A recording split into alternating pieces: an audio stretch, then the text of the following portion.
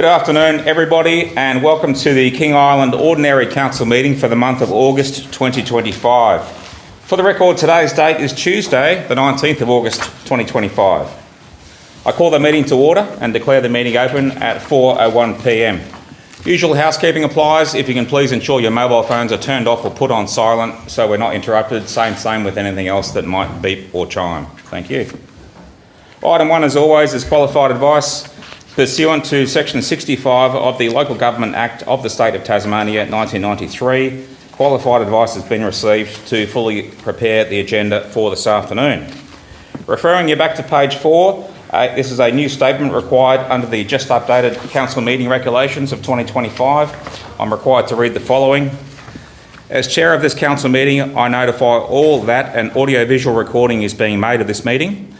All persons attending the meeting are to be respectful of and considerate towards other persons attending the meeting, and language and conduct at the meeting that could be perceived as offensive, defamatory or threatening to a person attending the meeting or listening to the recording is not acceptable. Thank you. We'll go to page 8 now. Usual item 2, attendance and apologies. I welcome all councillors and staff in attendance today. Just confirming our councillor quorum numbers. We have no councillors on a leave of absence. We have no apologies for tonight. We are a full council, 9 of 9, great to see. So we certainly have the required quorum and we are good to crack on and transact council business. Staff attendance, King Island Council staff are here as required. We've done our comms checks with Malcolm. He's the only one on screen tonight. All good. Staff apologies. Helen, at this stage, is the only staff apology that we're aware of, although we know that Chris, the airport manager, hasn't joined us yet. Hopefully he'll make it shortly. Media attendance, as previously mentioned, proceedings are being recorded and media is in attendance. Public attendance, on behalf of King Island Council, I welcome all interested constituents here today in our gallery, and we have a few, which is excellent, and those who will also listen to the recording afterwards. For the opening statement, would everyone please stand?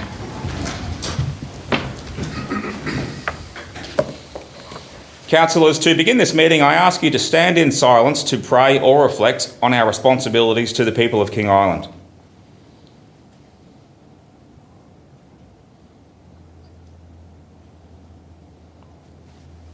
We begin today by acknowledging the traditional custodians of the land on which we meet today, and we pay our respects to their elders past and present.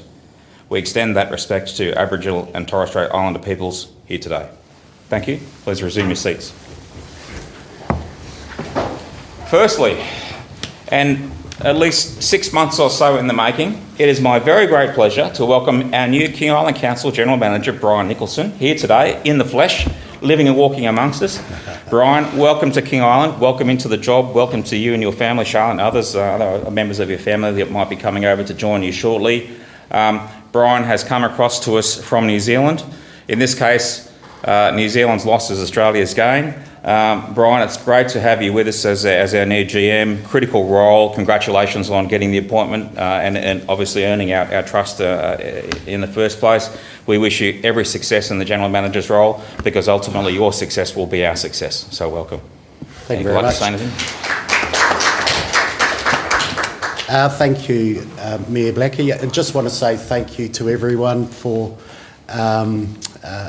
with such a warm welcome to the island. It's been a fantastic first week.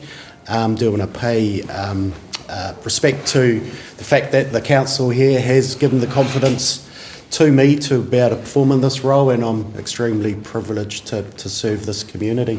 So thank you very much. Great to have you with us, Brian, and great to have the benefit of your vast experience and your different perspectives you bring with us from a neighbouring and country as well, and a slightly different way of doing things. And I know we'll benefit from all that experience, and welcome on board. Great to have you with us. Thank you. We'll look to, at Brian's discretion, when he's ready, he'll do a get-to-know-you interview with the paper and the radio and whatever else. And I know for the next couple of months, all of us will do our best. If Brian's with us or we're in other company that Brian doesn't know, we'll make sure Brian gets properly introduced. Thank you. I'd like to also welcome a familiar face, a well-known character of King Island, Kirsty Russell, as our new King Island Council casual receptionist.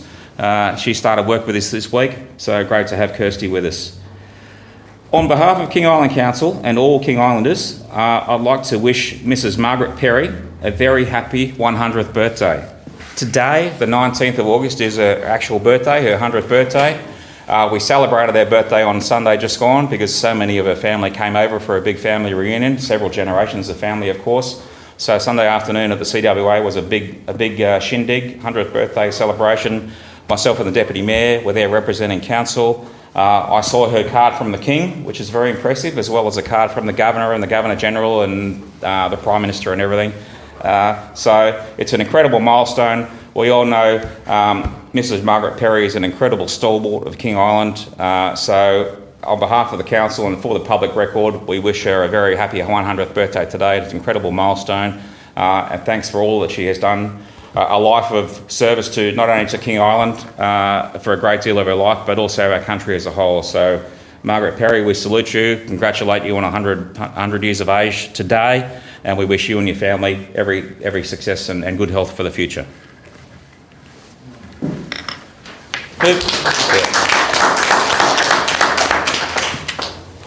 Moving back to or on to item 3, presentations. There are no presentations for today.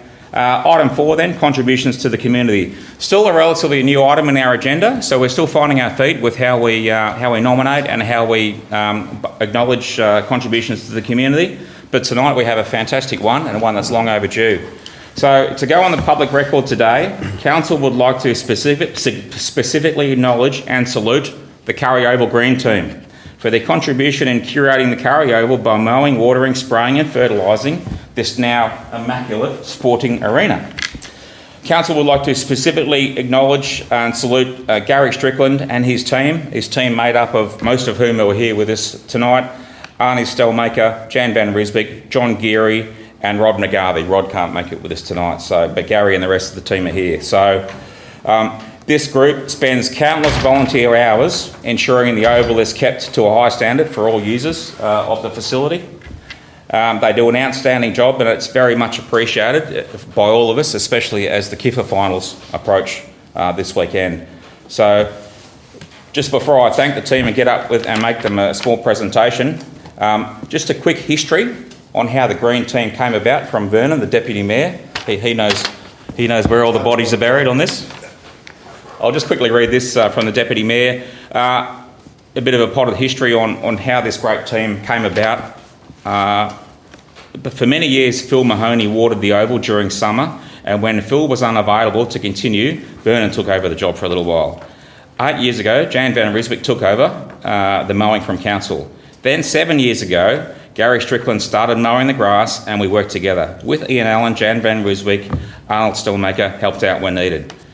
Rod McGarvey supplied his tractor for spraying, and Jan his fertilising 3 to 4 times a year as required. John Geary drew up a yearly plan for the maintenance of the Oval and gave advice when required. Jan, with the council, secured funding for the irrigation system, new fencing, lighting and funding towards a new mower for the Curry Oval, which was only delivered 6 or so months ago. There is no doubt that the Oval has been vastly improved as a community, as a complex for the whole community, and we all benefit from it. With approximately 350 volunteer hours per year, it's a credit to Gary and all of his team these days who continue to keep the Curry Oval looking absolutely fantastic. So thank you, Gary, and your team for your ongoing service to King Island, keeping the Curry Oval as magnificent as it is. As Mayor and on behalf of the Council here today, I'll get up in a second and present you with a challenge coin each and a letter of appreciation from the Council. So we can just have a round of applause for them first.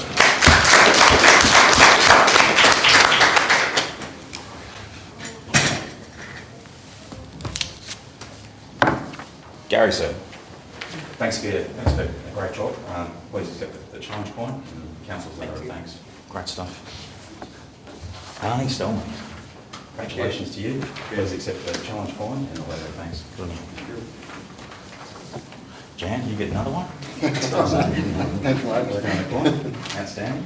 And we'll make sure that Rod gets his as well. So. And John Geary, yes. Oh yeah, I meant John. I thought John Geary was here, but he's not here tonight. But thank you very much. And Gary, sir, if you'd like to say anything, you're more than welcome. Step forward and say anything on behalf of your team. But otherwise, thanks for your service to King Island. We greatly appreciate it. Please keep up the great work. Yep. I just say that it's all volunteers and Jan and Arnold and also throw a mention in here for Vernon and Ian, because without Vernon and Ian too, I know every time I'm down at the Oval down there, or Young or Arnold or anything, you can guarantee that Vernon will be sniffing around down there somewhere. And Ian, every time we go away, Ian and Arnold have filled in, and the only thing I would like to say to them is that I hope in the future that to keep the volunteers going there, that the council look at putting a cover or something over the mower, so that all the volunteers, we're all getting a bit older, and I tell you what, this time of year it gets bloody cold down there for a couple of hours mowing the Oval twice a week. So that I think that that's something that in the agenda that needs to be done to keep an ongoing, keeping ongoing volunteers down there, because we're all starting to get older and we're not going to be here forever, and we've got to continue to bring younger people like Arnold on to volunteers, so that is something that needs to be done. Thank you, Gary. Mayor, if I could just add one thing. Just to the team, I get to drive many visitors to the island in busloads past that Oval as we're going around the... I would say close to every group looks out the bus windows and looks at that Oval and envious of that Oval. I call it King Island's little MCG, and they don't argue with me. So, gentlemen, what you've done on that Oval is absolutely first class, and it is noticed by the people that visit the island. So thank you. Thanks, Councillor Allen. Well said. And yes, a plug also for the King Island Football Association semi-final, which is this Saturday afternoon, and then the grand final is Saturday afterwards. Usually the KIFA grand final is King Island's biggest event, arguably King Island's biggest event. So we look forward to those in the coming weeks. We'll get on now with the council meeting. We'll move across to item 5, public questions. If any constituent in our gallery wishes to ask a question or questions without notice, we'll allow a minimum of 15 minutes question time. I just highlight to those councillors that were away last month or the month before that under the new recent revisions to the council meeting regulations, there's been a few more items put in here on our ability to accept or reject questions as a council, but it hasn't fundamentally changed public question time. But there's been a few additions to that as a result of the update to the council regulations that came out last month. But we do have a public question. The Chair recognises Chris Green, another stalwart of King Island, well known to all of us for his teaching and volunteer service in the ambulance. So please, Chris, come up and come up here to the podium, and thank you. You should be able. My mic should pick up. Yeah.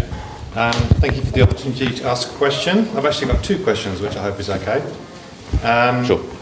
Firstly, today marks 1,500 days since the local ambulance volunteers last had access to a chair, a table, or a desk, and not to mention changing facilities, permanent access to a toilet, or acceptable hand washing facilities. The Liberal government promised to start building us a new station in June of this year, with it due for completion next June. While I realise council, that hasn't happened by the way, Brian, just in case you were unclear. While I realise council can exert limited influence over working conditions for our volunteers, I'd like to ask that councillors only speak on this matter if they are informed about the topic, preferably having spoken with the local volunteers. I listened to last month's council meeting and noted a claim that 2 full-time paramedics have been promised, which is not something I've heard mention of before. Either way, I believe it's important that community expectations aren't raised to unrealistic levels, and the messaging on this subject is consistent and accurate. Similarly, when I met with Anne Urquhart recently, I learned that councillors have been advocating for a community paramedic for King Island. I recently shared with the Mayor and Councillor Laidler the proposed limitations on the scope of that community paramedic, which came as something of a surprise. Again, I believe councillors should be well informed regarding such matters. As far as I'm aware, none of our volunteers have advocated for a community paramedic, and neither have we been asked for our input or thoughts on the matter. Could I ask that in future the thoughts and opinions of our volunteer ambulance officers are used to inform council? Thank you. And my other question, I mentioned last month's council meeting, and that featured a robust debate about the arts policy. I also note that community feedback has been requested around the dog policy, but I've been unable to find any requests for community input into the recent youth policy. I'd be interested to know which community groups were consulted about this policy and why opinion is apparently sought about dogs and art but not about you. Thank you very much. Thank you, Chris. We appreciate your questions and thanks for coming into the council meeting tonight. First and foremost on the ambulance station, council has, certainly in this term and previous terms, council has very, very strongly advocated for the new ambulance station and the investment in the new ambulance station from the state government as one of our overarching priorities for the island. Obviously to not only increase the first response and emergency service available to King Islanders, but also to bolster and even in some cases ideally take over from our incredible ambulance volunteers. We've advocated long and hard on that at every opportunity I and others get with the Premier and the responsible ministers who have advocated for that ambulance station to be funded. And I like to think as a result of that staunch advocacy, $5 million was funded last year from the state government directly to build that new ambulance station. Who it is staffed by and the technical aspects of the qualifications of the paramedics and staff is beyond council and not our technical area of responsibility, so I have never got into that personally as the Mayor. I just want to advocate for appropriating the resources and make sure that the building of the new ambulance station and improved staffing arrangements for our volunteers here on the island receive appropriate priority. Now, that funding has been forthcoming from last year's state budget, so it's not caught up in the current impasse of the most recent state budget that's been curtailed by the unexpected state election.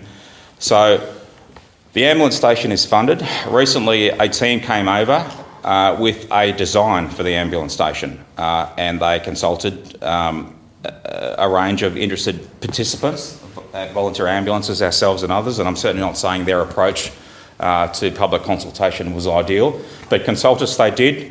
They took a proven design template for ambulance stations that had been rolled out around the state and they strengthened it for weather and durability and other aspects on King Island. That's what they put up here and proposed.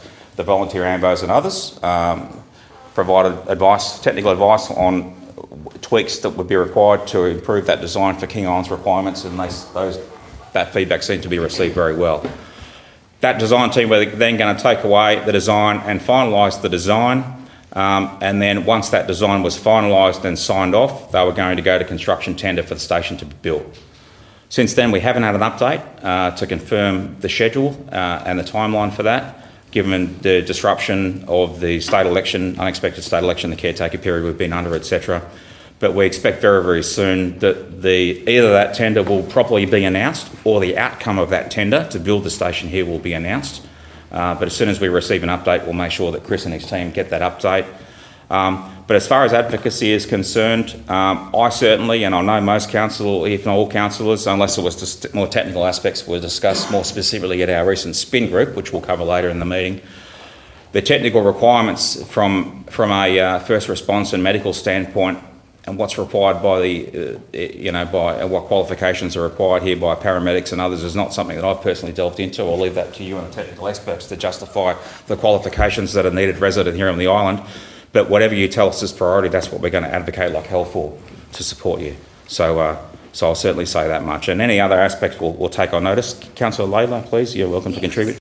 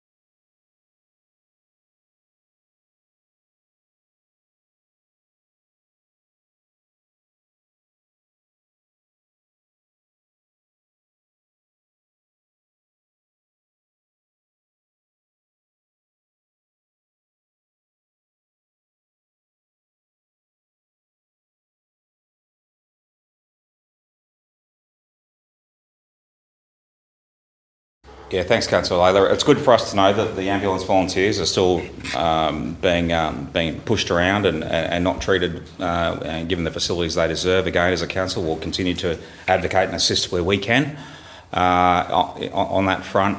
And also, if what is now proposed for permanent paramedics or what have you on the island doesn't meet what we think our future requirements will be, or isn't what we're after, then again, with the evidence provided to us as a council, we'll advocate for that situation as best we can. But I just remind everyone that as stauncher advocates as we are for our volunteer ambos and all of our emergency services and first responders here, emergency services is not a council responsibility. We do our best and we're as generous as we can be as a small council.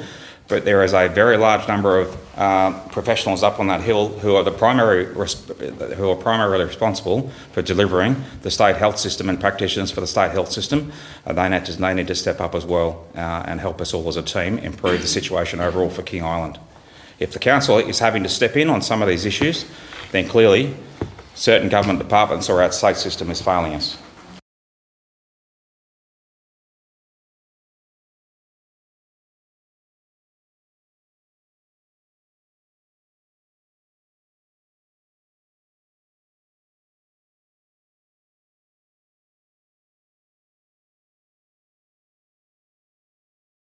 And to move on to the second question about the youth policy, yes, a fair question. Our updated youth policy, if you go back and look at it, and I remember us doing it and working through it a while back, primarily it was updating policy requirements of council was the reason we had to bring forward that policy, is because of change in policy requirements and other adoptions or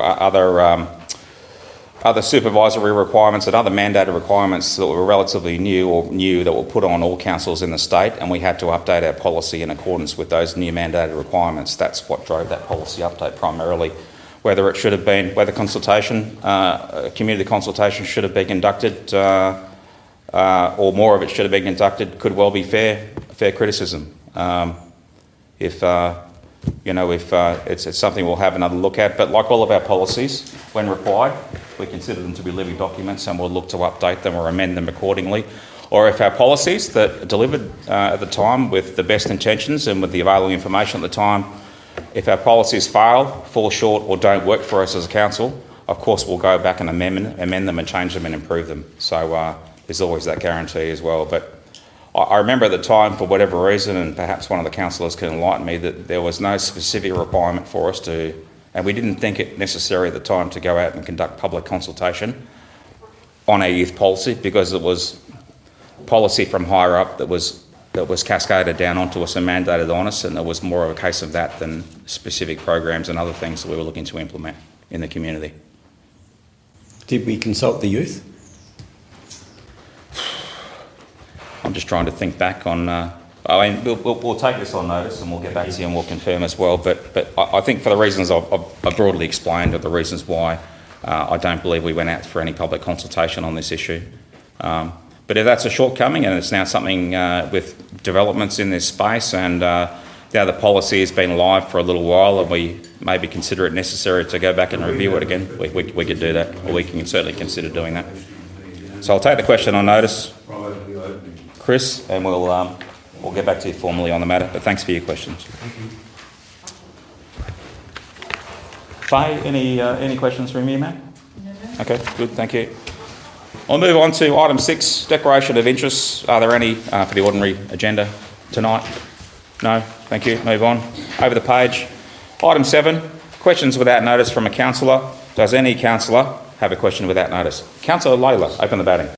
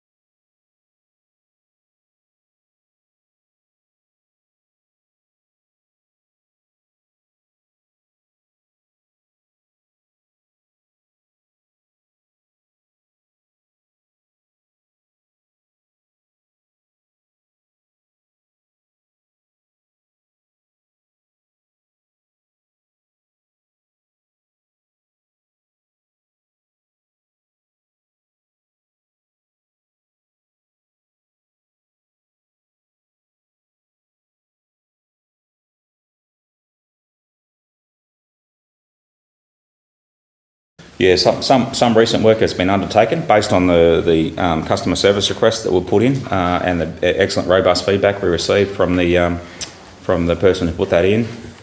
Some work has already been undertaken, but there's more to be done, and obviously more things we need to look at and consider. But I just want to say also, and this is to be realistic for all King Islanders, sealing dead-end streets on King Island is really not affordable for our council and at very low priority versus all the other priorities we have to seal roads around the island. So everyone needs to understand that. I'm not saying their request is unreasonable, but that's something that, if sealing a dead-end street is, if there was a list of 100 priorities for King Island Council at the moment, sealing dead-end streets would be down definitely in the bottom segment of those priorities, and everyone needs to understand that. But other works that we can do and should do, especially if it improves road safety, drainage and other things, I know we'll look to do it. Anything else you've got to add, GM, on that? Through you, Mayor Blakey, no, I'm sort of not too familiar with this in question, but in general, low volume roads are due to go down in terms of the priority. You did mention that there might be some development around that, so what's happening as part of the development? Quite often, if they're willing to pay for that, then that's a different path that we can go down and look into. I'll need to look into this a little bit more to get the ins and outs of it. So, similarly, there's also in that area there's also some ownership arrangements as well that that's a big that are a complication that adds to this. That it needs to be move forward. That's what my question is around. Okay, what all right, we done to move forward. I think it's pretty well acknowledged it's a very busy road. It's got quite a lot happening, a lot of new builds and stuff happening on that space. So it's I think the issue is more for council is.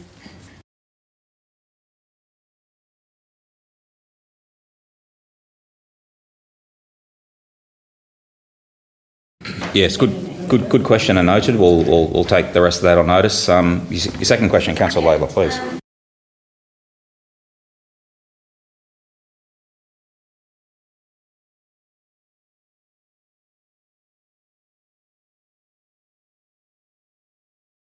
Whether Nanda can answer this on the spot, I don't know. Otherwise, we'll take it on notice. Your discretion. Yeah, at least through. Yeah. Okay. All right. Yeah.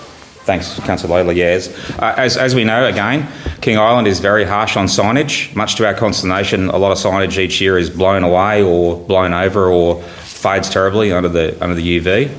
Signages are definitely an area of improvement for the council, and we've got a fair bit of catch up to do, and it's something we'll continue to work on.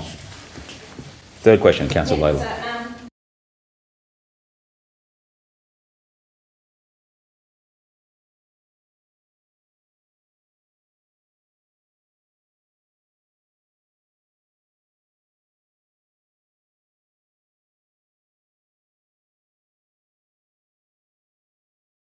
Yes, well, good question, Councillor Layla, well raised. I believe, I could be wrong, but I believe the Telstra rep on the island, Brett, is off the island at the moment. He was off the island for a prolonged period of time, so maybe therefore he wasn't able to respond and do something in that area and tune the tower or something, so that could be part of the issue.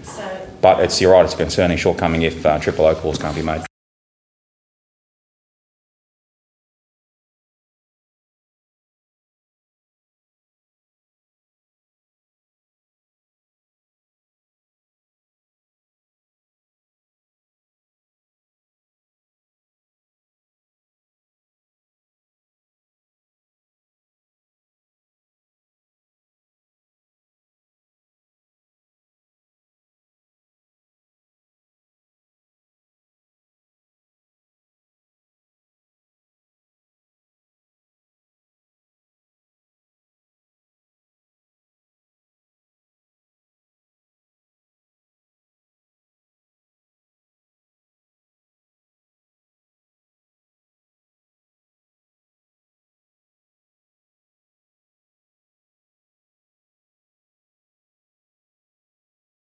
I have good comms and good relationships with the Telstra regional manager in Tasmania. I'll take this on to follow up for myself.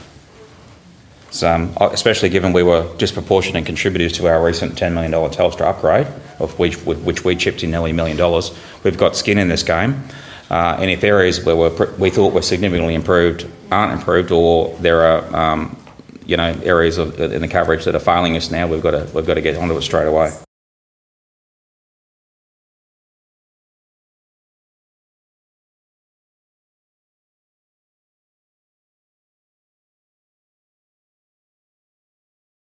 I'll follow that up with the Telstra reps, regional reps tomorrow.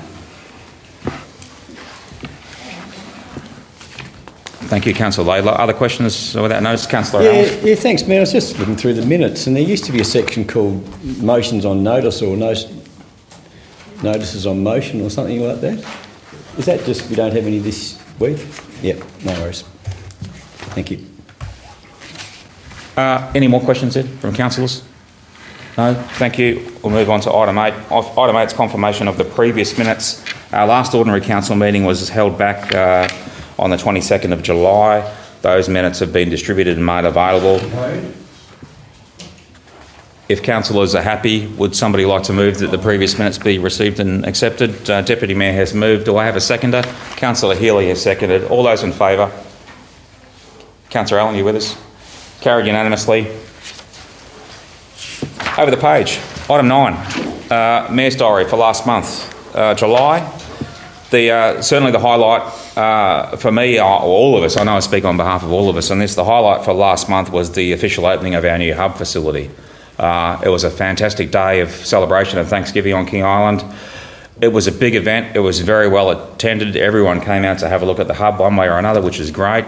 And the Anchorage Festival, which was the icing on the cake, was brilliant as well. And even though we had a quiet winter and a noticeable winter lull this year, the island was busy that week. We had an influx of visitors and other VIPs for the hub opening and the study hub opening that went along with it as well. So that was great for all of us to be a part of, and it was a real team effort to make that happen. And all of us were there, apart from Anna, who was away. So what a great occasion. Any questions, discussions relating to my diary? Councillor Healy. Just a very quick one, Mayor. On the 18th of July, you met with Steve Farquhar regarding aviation. Any fun news there or not such fun news? Meetings with Steve are always valuable because he tells us what's going on in the industry, writ large and small, and where he thinks it will go and how tourism is plugging into it in particular, because obviously so much of it is driven by tourism, promotions and other things. But his visit last month was the forerunner to the just announced interline agreement between Sharp and Qantas, which is definitely very, very good news, which was announced last week or the week before. So we'll give a month or so for that new arrangement to be bedded in properly, and we'll see how that's performing. But it's definitely a step in the right direction. It's definitely good news. But the meeting with Steve was largely to foreshadow that and a few other things that are going on, and also importantly to introduce Steve Farquhar to our new airport manager, Chris Newton, who they know each other. They worked together or knew it, rubbed shoulders back in the day in their airline backgrounds. So it was a good opportunity to meet them as well. And Steve came across for the opening of the hub with the rest of the tourist, or some of the other tourist Tassie team. It was good solidarity as well.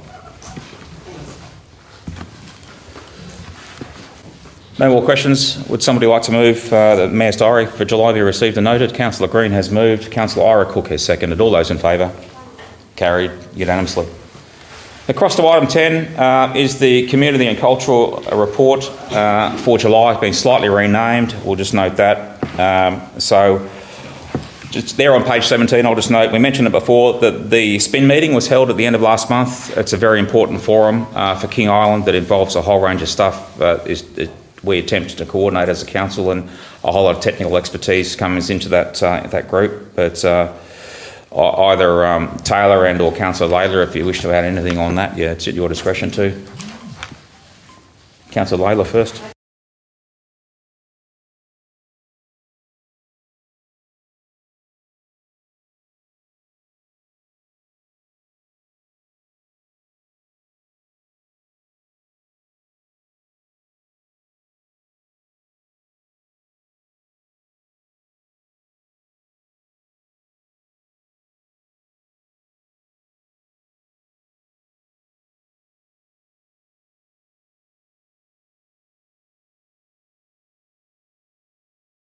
It's a big group, but a very important forum, and if there's an opportunity for myself or other councillors to attend, or you like any of us to attend, just out of observers and solidarity, we'd be happy to. But through you, GM, if Taylor's got anything to add, Taylor, your discretion.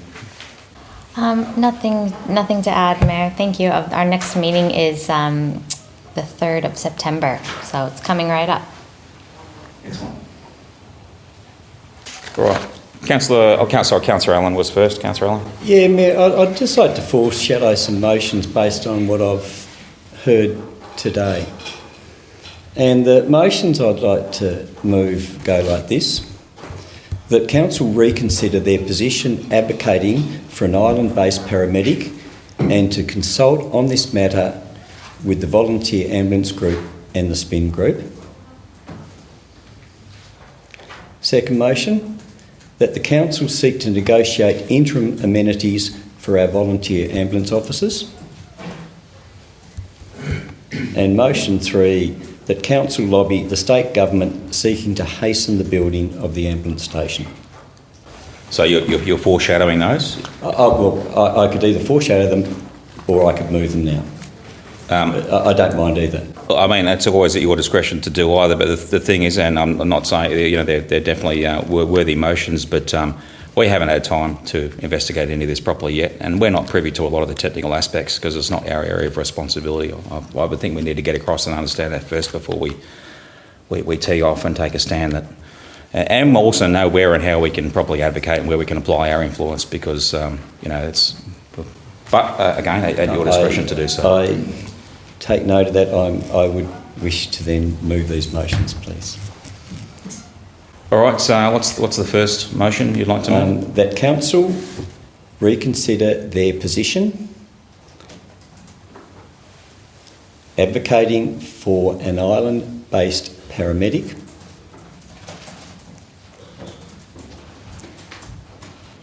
and to consult on the matter with the Volunteer Ambulance Group and the SPIN Group.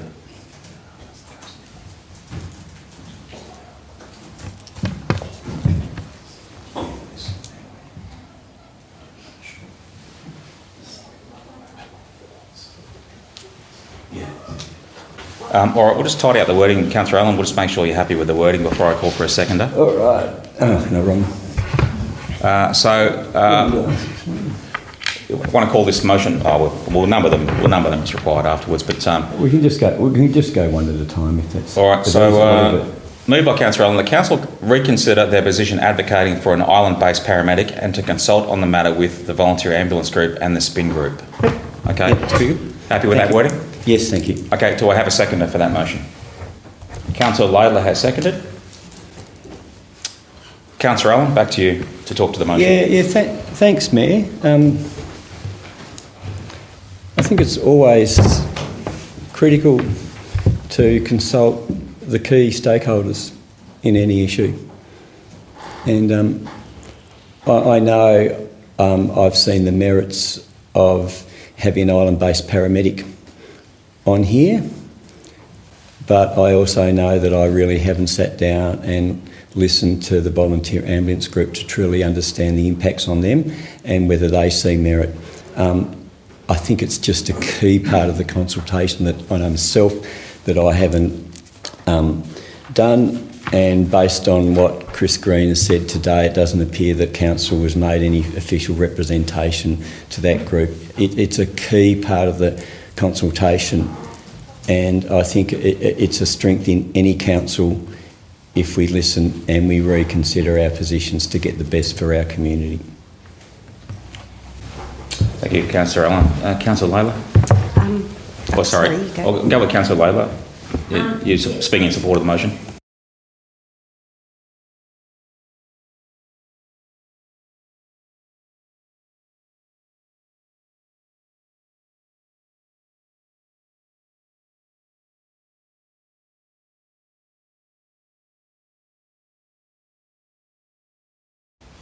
I'm happy to amend it to community-based paramedic.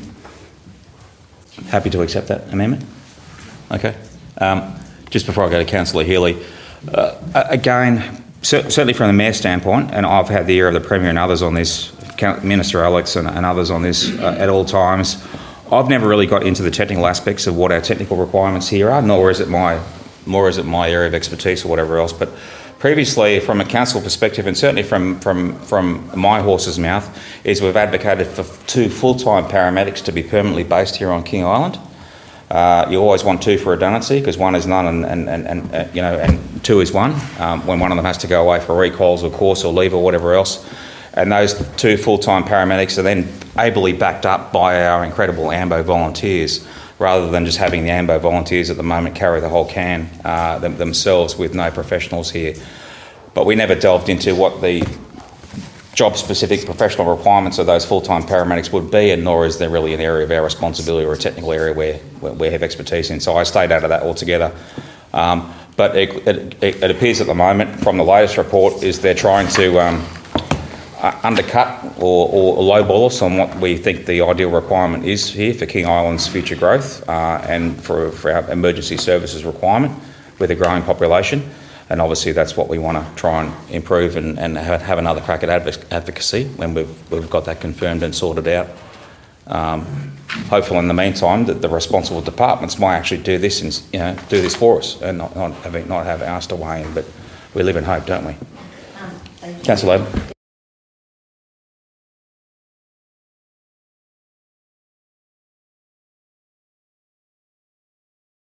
Okay, thanks, Councillor Labour. Councillor Healy, you have something to add? You want to speak against the motion or for the motion? No, I'm just asking a question just to get a clearer understanding.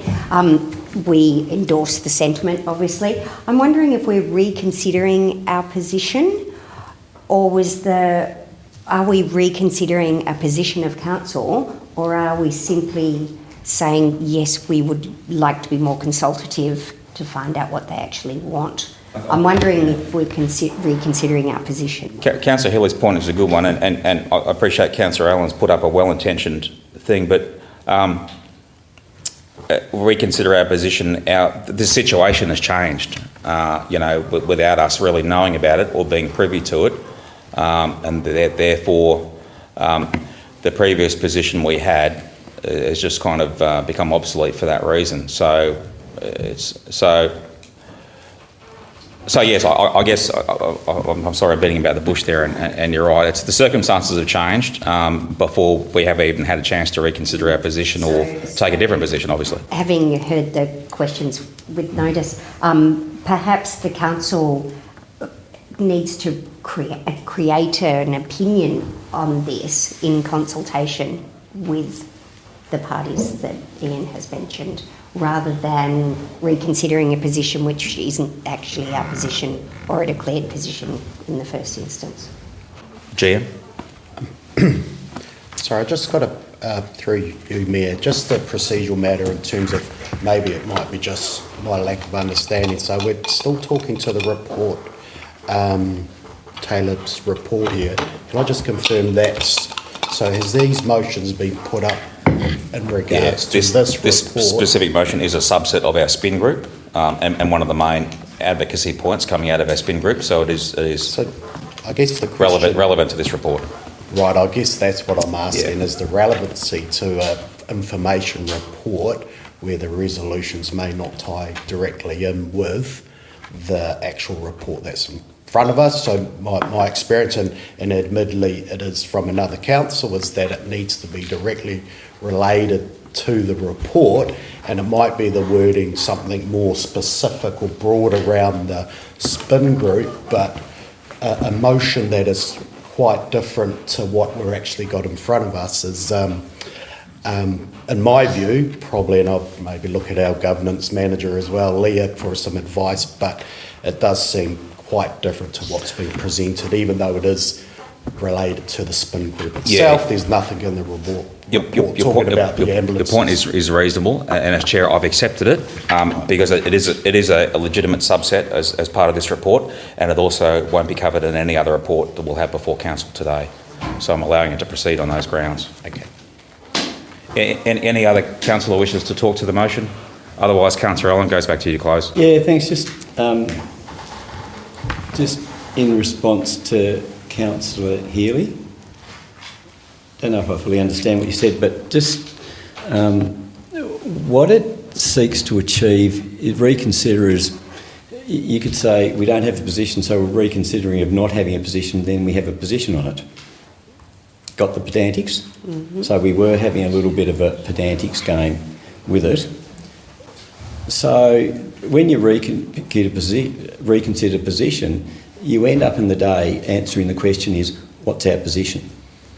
Okay, so it says, no worries, let's get, all right, and as we are trained through governance training, then every time we sit at the table to vote, we have an absolutely open mind and we digest all the information put to us and then we make a decision. So this is an exercise of digesting some more information, listening to some more information and then making the best decision based on that information.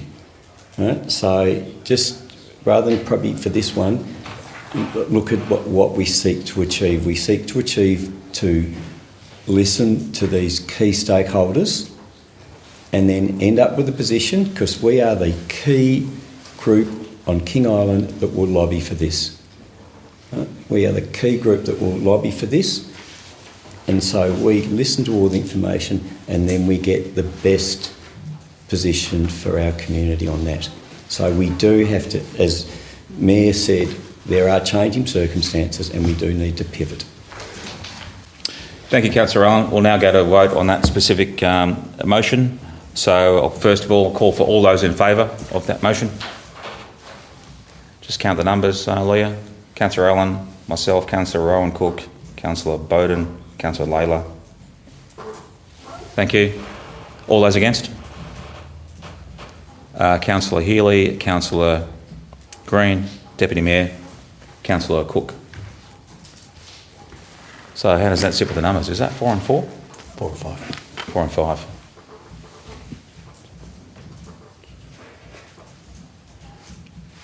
Pass. 5-4 in favour. Yes, okay. So the motion is carried. There we go. Thank you. I thought we had a tied vote there for a minute. How can we with an odd number? All right. So the motion is carried. Councillor Allen, did you have a second motion relevant to this specific got the council next report? two, based on what the General Manager says, who knows whether we'll get over the line with these two. But they go like this, that the council seek to negotiate interim amenities for our volunteer ambulance officers.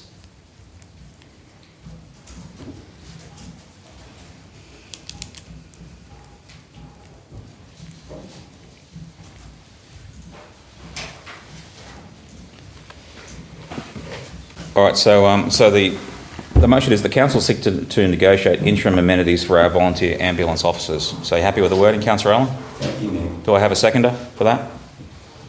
Councillor Layla, you happy to second?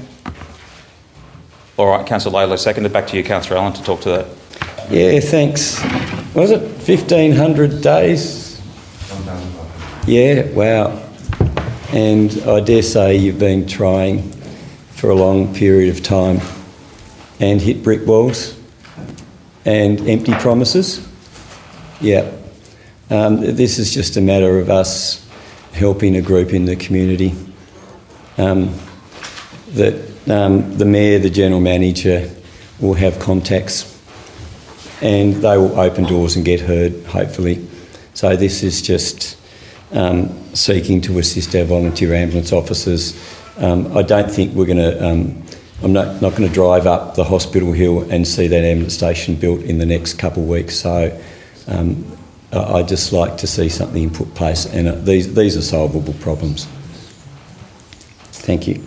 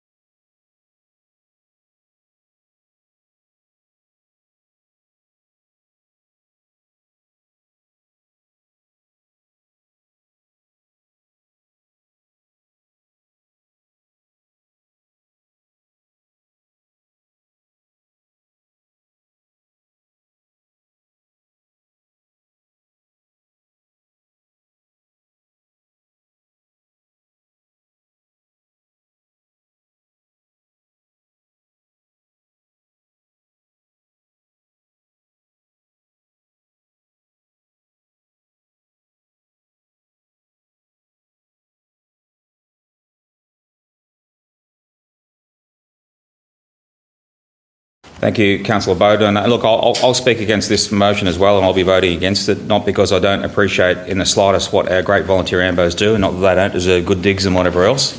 I know that if there's a role for us or something we can do to help resolve the situation, we will, as we have in the past. However, it's not a council responsibility, and we have enough things we're not delivering at the moment as a council, and that's where I'd like to focus our very finite resources and our very finite resources.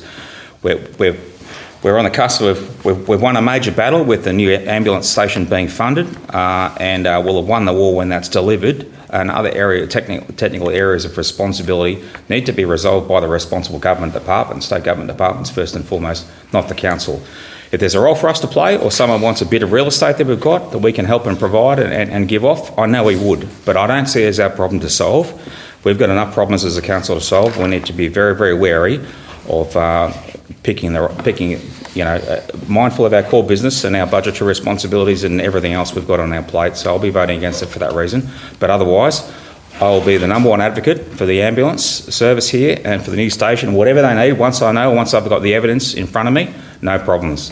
Every politician that comes along and anyone else who comes along, any government department mandarin or whatever else, I'll be in for the fight to advocate as mayor. Don't worry about that. But in the meantime, I want us to focus on our core council business, because that's what we're actually required to do. And the Local Government Act doesn't say anywhere that we're responsible for emergency services and ambulance services and other things. Councillor Healy. I'll actually speak against this particular one as well.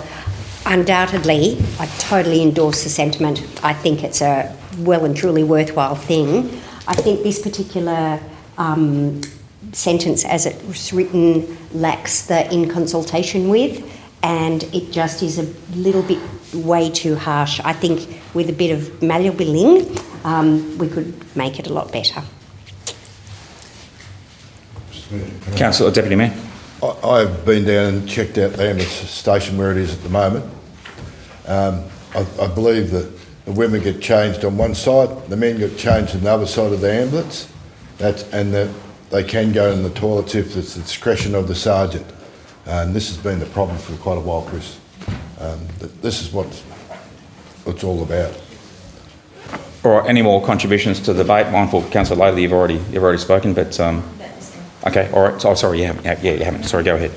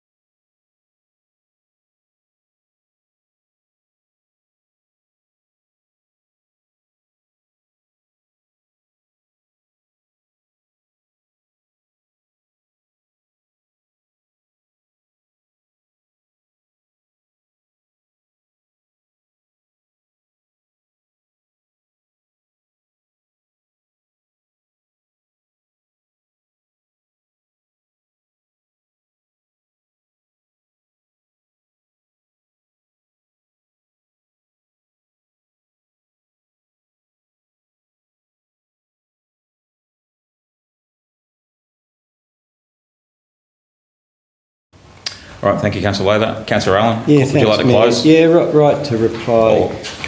Actually, we've got one more. We'll let Councillor Owen Cook talk, and then you can close and write a reply at the same time.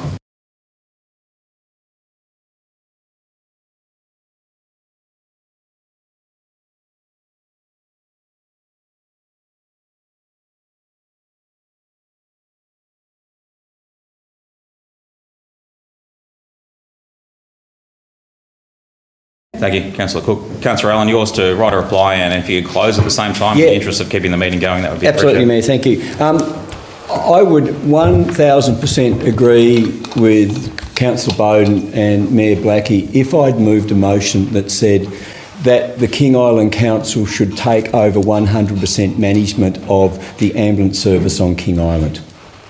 So if I'd moved that motion, all right, I'd be changed my mind, I'd be voting it down. Because, yeah, you're right, that's not core council business. Absolutely. The motion doesn't say that. The motion, I'll put it in different words. Pick up the phone.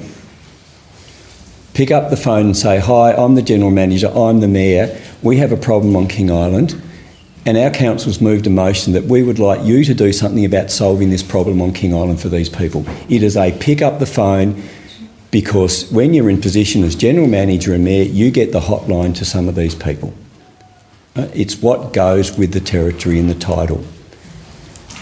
I would find it very difficult if I was in the Mayor's or the General Manager's position, and sorry to go at you really hard here, to say I'm not going to spend 5 minutes picking up the phone and speaking to these people when I've got volunteer ambulance people doing numerous call-outs off the side of their desk, their jobs. These people are volunteering and not getting 1 cent.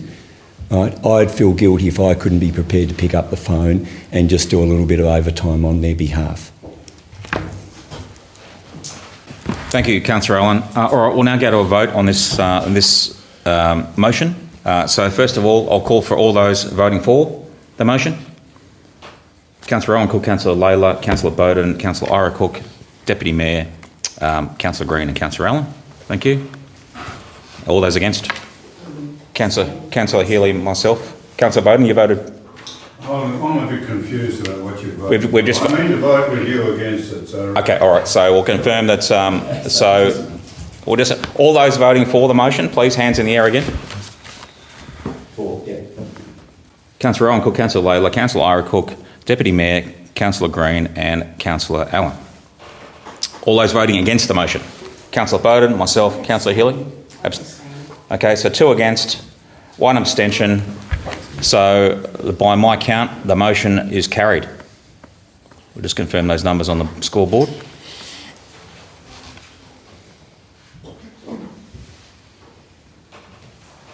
I think you missed a 4 vote. Who's the negotiation with? Yeah. Talk about this later. Okay. So 1, 2, 3, 4.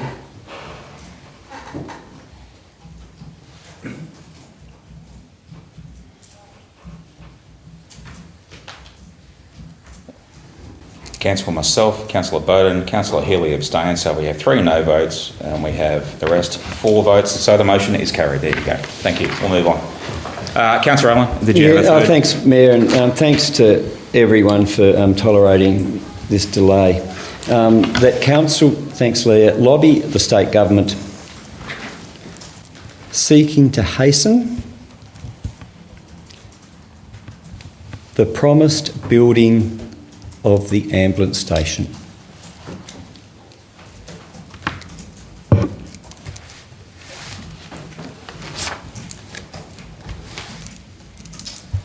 All right, the motion is the council lobby the state government seeking to hasten the promised building of the new ambulance station. I'd put maybe new in because it's completely new. It's not refurbishing an old site or whatever else. Completely new build.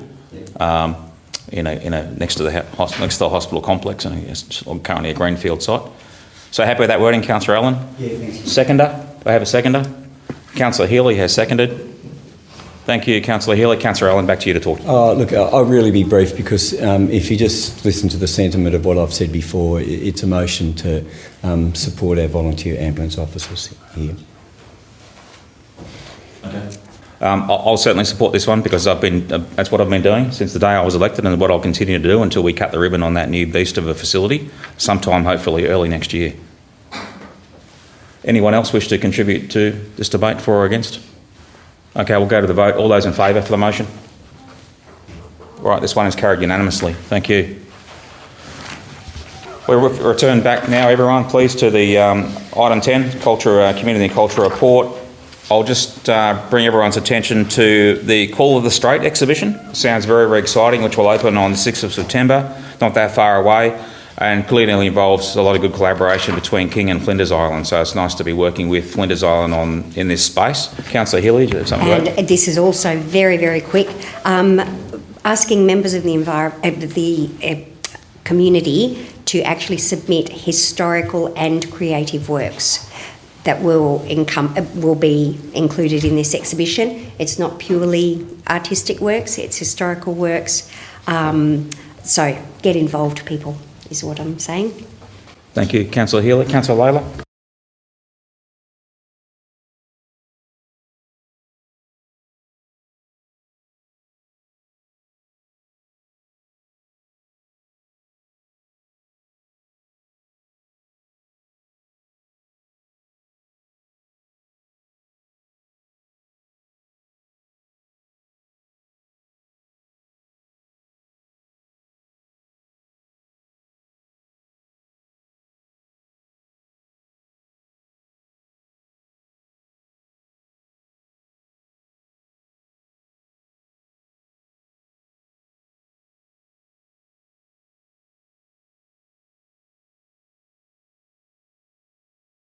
Thanks, Councillor Layla. Well spotted. And through you, GM, Taylor, if she'd like to just mention anything, I'll give a plug to anything specifically related to the Call of the Strait exhibition. She's welcome to. Something we're all looking forward to. And Thank you, Mayor, through the GM. I just wanted to say thank you for the weathering exhibition. First of all, the gallery coordinator and the volunteers have been doing an amazing job, and we had a record number of visitors in July when the weathering exhibition debuted. So that was pretty amazing, and a sincere, especially over winter, I'd just like to say. So it's a sincere thank you to everyone who made the weathering exhibition so special. The artists, supporters, speakers, volunteers, and community members and organizations who shared their stories and creativity that brought the exhibition to life. It was a beautiful gathering with a strong spirit of connection, conversation, and resilience. So thank you to everyone who was a part of it, and to King Island Council, and also Healthy Tasmania, who supported the project. So thank you all for being there and supporting it. Yeah. And this is a benefit of the funding we received as well, the grant funding for additional staffing in our art space. And through winter, the gallery continues to have been opened extra hours on account of that and others, and continues to be quite popular. So thank you, Taylor. And anything else any councillors would like to raise in this particular report area? Otherwise, we'll move on. Would somebody like to move that the Community and Culture Report for July be received and noted? The Deputy Mayor has moved. Councillor Ira Cook has seconded. All those in favour? Carried unanimously. All right, over the page to item 11, the Growth and Strategy Report. Mindful that Helen is absent tonight. The Tassie Tourism Showcase. Councillor Ella, would someone like to comment on that? It sounds like it was a very successful event and a brilliant part Ian of the King did Island. actually attend, is what I was about to say. Kitty actually paid, King Island Tourism actually paid for 2 representatives to attend. We did also advocate, we received a $2,500 grant from Westboro Northwest in order to get some people there. Our actual stall, I will let Ian take over from that, but it was amazing. We actually had tastings and that sort of thing from King Island Dairy, the Brew House, King Island Distillery, King Island Distilling Company, and King Island Cloud Juice. So at the golf courses and King Island walks and other activities were obviously represented as well. We got the bronze prize out of 84 exhibitors. We were the 3rd best. We had a golf putting green.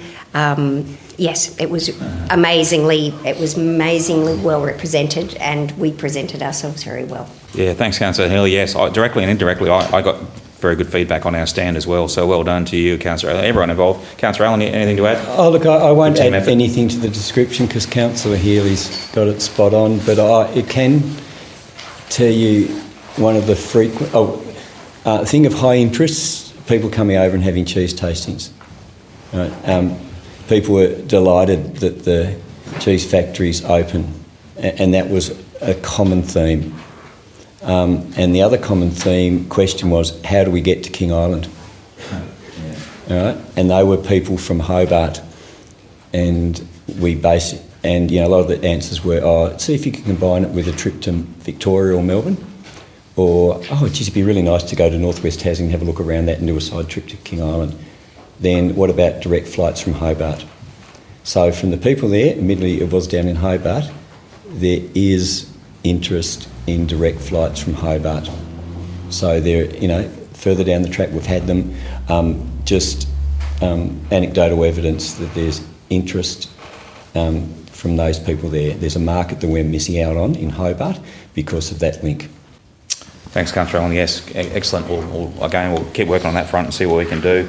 I just draw your attention as well on page 25, item 3.7, freight and infrastructure programs. And I'll just remind all councillors that the Grassy Harbour expansion study that we've been waiting on, and I believe has been completed and submitted to the responsible minister, but it's been delayed for release due to the state election caretaker period. I'm not exactly sure if Minister Vincent continues on as the minister responsible for that area, but hopefully whoever the current or new minister is will, because I've done through state growth, the minister has veto on that report, but prior to release, hopefully that report will be released to us soon, and we can use it for to further inform our freight and shipping group and other things, other advocacy on that front. So I just note that should be out soon, hopefully, and as soon as it is, I'll make sure everyone who should know about it does know about it. 23. Councillor Layla.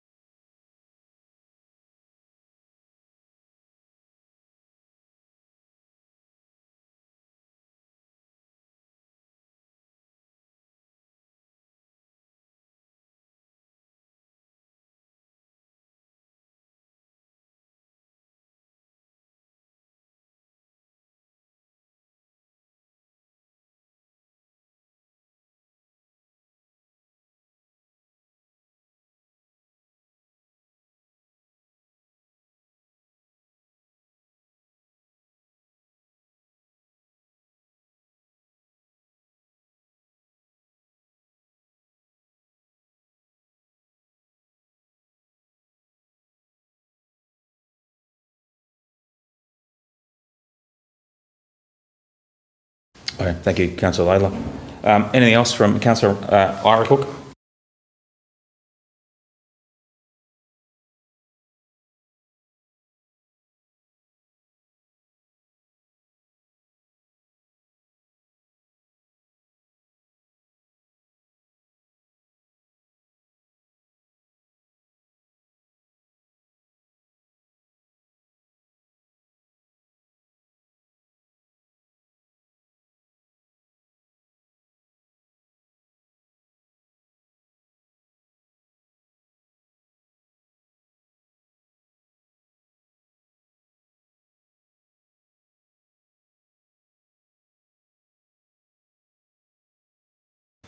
Yeah, thanks, Councillor Cook. Yeah, Fair Cop sounds like they're improved that we'll look into and take on board. But you're right, as elaborate as the new hub is, the signage is lacking out the front of it. Especially people aren't familiar, aren't from here, to send them in the right direction is definitely a fair criticism. And just while we're on the signage, there are a couple of disabled spots up right next door, and once again, it's just signage that there's disabled parking. There's 2 or 3 disabled parks right up on they don't need to walk up the driveway. They're just right next door to the entry there. The surface there that they're unloading on is not suitable for unloading. Well, it could be better. Yeah, but even just simply signage that there are disabled parks up the hill. Yeah. Jess, did you have something to contribute to? Sorry, through the General Manager, I know there is work still.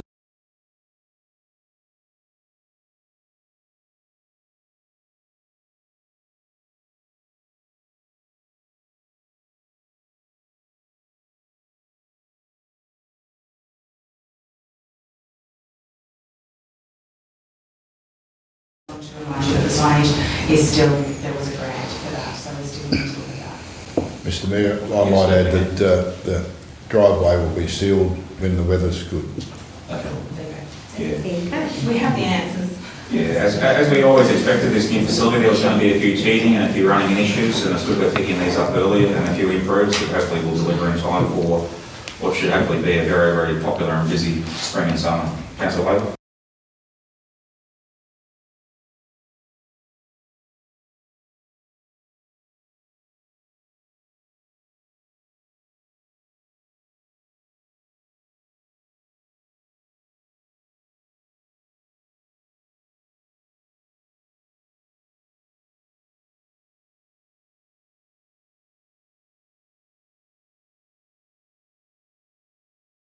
Thank you, Councillor Layla. Any more for this growth and strategy area? Somebody like to move receipt of the report? Councillor Healy has moved. Councillor Ira Cook has seconded. All those in favour? Carried unanimously. Over the page to the operations report for July, and again thanks to Nanda for improving this format and giving us a good scan of the dials to all the works that are in progress. I note the line marking contractors have returned to repaint some of the new lines and to hatch some of the areas they need to hatch, etc. That's happening at the moment. And when the new drainage block is put in at the bottom of the street here will reopen and be open for the increased capacity and traffic flow, etc. So that's good news. Any questions from councillors or points of discussion? We're on the... Councillor Allen? Is this the... which one? Operations. Yeah, I do. Yeah, I do, Mayor. I just looked from email and noticed inquiry from one of our community members concerning the collection of roadkill from council-operated roads. I rang the community member and I've understood their concerns. I'm just interested from the council about what the current policy is on the removal of roadkill from council-managed roads, and has this been a change over the last few years? I'll just start off by saying that customer complaint and service request has been handled operationally, and the complainant responded to. GM, anything else to add? Through you, Mayor Blackie, nothing really to add to that other than yes, we've addressed that with the member of public in terms of the roadkill and those requests. Obviously, there's a lot of roads that we do cover for a small island. We can't be everywhere, and certainly it's not one of the main thoroughfares where we would be putting our resources towards in terms of the policy of picking it up. So advice from council would be not to pick it up for members of the public. It's not safe to do so. I know that some members of the public choose to do that anyway, but our advice is not to do it. And Mayor, through you, Mayor, what would be the expectation of the community? What could they expect for the cleaning of roadkill? Because this community member was of the belief that the council wasn't able to pick up roadkill anymore. Yeah, through to Jeff or Nanda. Yeah, just whether that's the case and what's a fair expectation. Maybe Jeff first, through you. So usually they're supposed to drive to condition of the road. That's usually the case elsewhere. Okay, yeah. And currently we are not in a position to be as CEO said, the general manager said, we will not be able to be everywhere else. I understand. Yeah. So to understand, if we are going to put somebody to do a road run for the whole year, it is going to cost the council $300,000 close to. That's the calculation we have done. Yep. And currently we are doing it only on state growth owned roads, which we get paid for from state growth, and some other busy roads, including old grassy roads and few other roads. Other than that, anywhere else, if there is a roadkill, they have to drive to the condition of the road. That's the only. And okay, so how will that roadkill ever be removed? If in case if there is going to be any works or anything like that in that area happening, when our boys are driving in that area, they usually pick them and move them to the side of it. So it is part of their routine duties that if they see roadkill and they're in transit, so long as they're not on an emergency call, then they are obliged to remove that roadkill? Yes. Yeah. What if there is a road, for instance, that has a significant amount of roadkill, and as the General Manager is saying, then we don't advise the community to remove roadkill, but that there's a significant amount of roadkill that's been there for some considerable time, would it be a fair expectation, not expecting a community member to have a council worker go out there within a week or so, but would there be a reasonable expectation that that roadkill could be cleaned up in a reasonable period of time? Previously, we have done a similar thing. Yeah. We have done similar things, especially when we receive complaints and we understand that there is a significant amount of roadkills. Yeah. We did send our staff to remove it. Excellent. But this instance, I have personally went and inspected the road when the complaint came, and there were literally 2 animals there. Okay. So in that cases and instances, we won't send our staff to pick up the animals. Thank you. And Jeff, if you've got anything to add, please do. So, through the General Manager, so the response back to the community member that put in a service, she was explained that the roads that would be collected were the Department of State growth roads, high traffic areas such as Buran, Old Grassy, Wickham, Munros, and to the start of South Road and Old Grassy Road, and within town boundaries. As pointed out previously, we have a lot of wallabies on the island. There's something like 417 kilometres of road on the island. I don't know how many actual roads there are in that. 147, I think I counted the other day. 147 roads, 147 roads. kilometres of 450 kilometres, 147 roads. 350 unsealed. Yeah. 87 of sealed and 398 or something like that of unsealed roads. And Nanda can tell me how many operational staff do we have that do operational activities? 13? 13 altogether. 13. So that's the reason why council doesn't remove roadkill from any other road. As Nanda pointed out, if they're doing operational works in that area as part of their work, not transiting, as part of their work, it will be removed. Okay, and the roads do there is some regular, like 3 monthly, 6 monthly inspections of roads? I'd have to pass it on to Nanda. Yeah. We do have inspections happening every 3 months and every 2 months. Yeah. Sometimes depends upon service request, we do.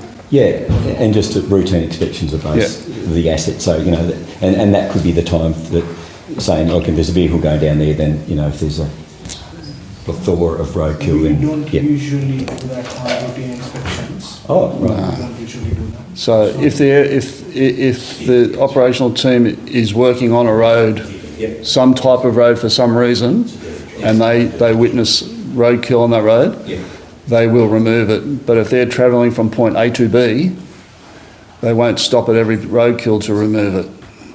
not outside of not those every third roads. or something. No, because you can understand they would be stopping every 100 metres, could be sometimes even shorter, to pick up every, and therefore they're on a job to do.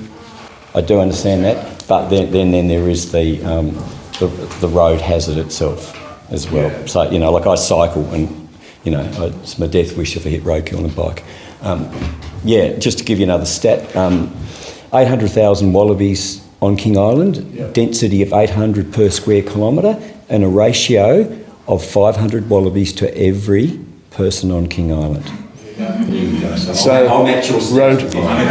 So from that stat, I'm assuming that roadkill will not go away for quite a long time, and it will be a constant road hazard on King. If this is an area that moving forward, if this is an area where you think council needs to increase the service provided, mindful that you need a specialist vehicle and they need specialist PPE, and we can all appreciate how dirty a job it is for the crew that draws the straw on a given day to do it or is dedicated to it. If we think there's an increased level of service that's required and justified, we might consider that in the future, obviously budgeted and equipped, etc.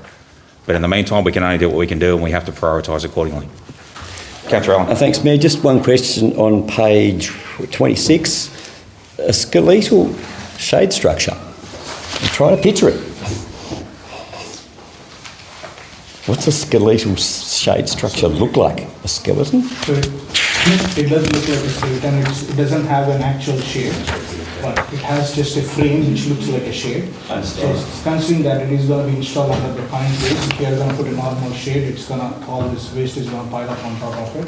Got it. So That makes more sense. Yeah, so just for viewing purposes, we just made it a skeletal structure. And that's replacing where there was a shade structure and the posts have been cut off? Yes, Yep. two different areas, yeah. Understand. Thank you.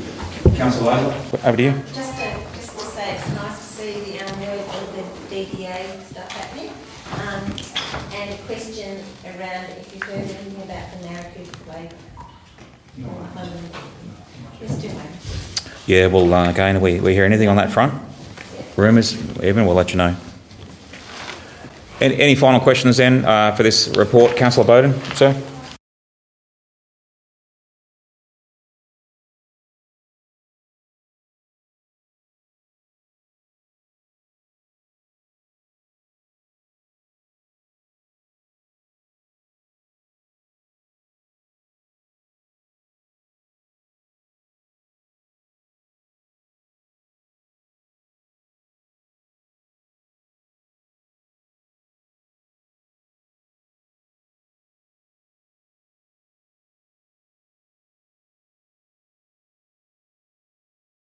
Or not? No, it wasn't. It is as part of LRCA funding. And in terms of how much we have spent on this project, I think Jess would be the right person. She's not there right now. So she's the one who looked after that project, so I don't have... Jess, if you can answer that question. She's gone.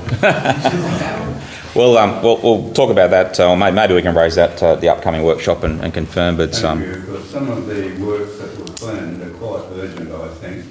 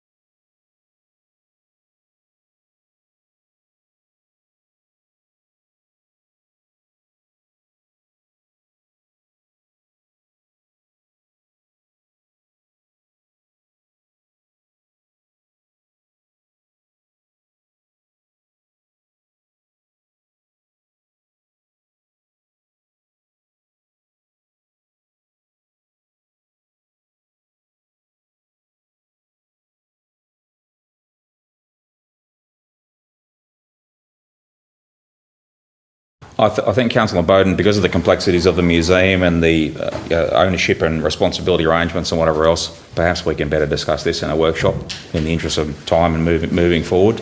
Obviously, we've provided underground power to the museum complex as a result of the hub upgrade and the moving of telephone lines, etc.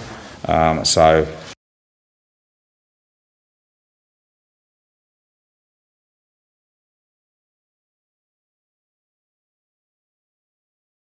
I mean, we can, based on current and emerging priorities from the museum, or from the historical society, we can move forward with that. Okay.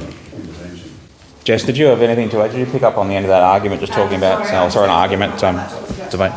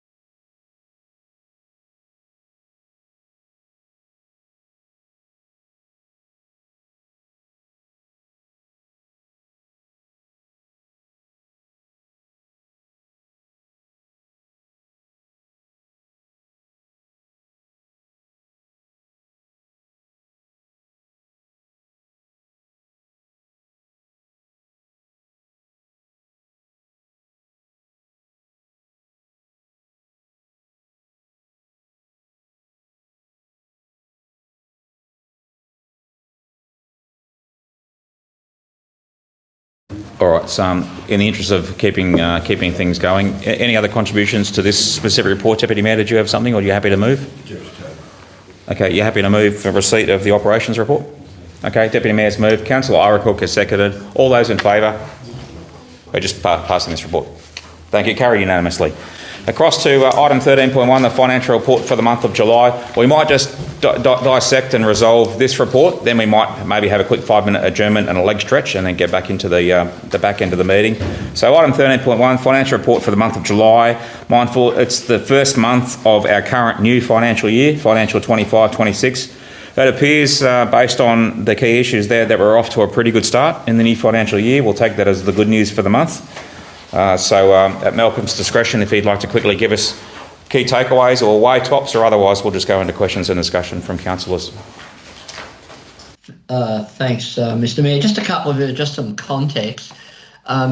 This is premised on when we prepared the budget, we made assumptions on where we would land on the previous financial year. Now, we haven't quite finalised, we have a draft finalised the prior year, but it's still subject to audit, so until it's audited, we don't then present it to councils. But to give you a heads up with an update on where we've landed on our operating capital, because obviously we've prepared the information that's currently in draft with the auditors, even though they're due to be, I think, on site at the beginning of September. So we expect that report to be tabled at probably mid-late September. But from an operational point of view, when we did the budget for the current year, it was premised on, well, what was our forecast position for income and expenditure? So obviously it's a bit like personal budgets. If we underspend or overspend in a previous year, we don't get any income, we might have to just cut our cloth a little bit and then reassess what we do the next year. The good news is,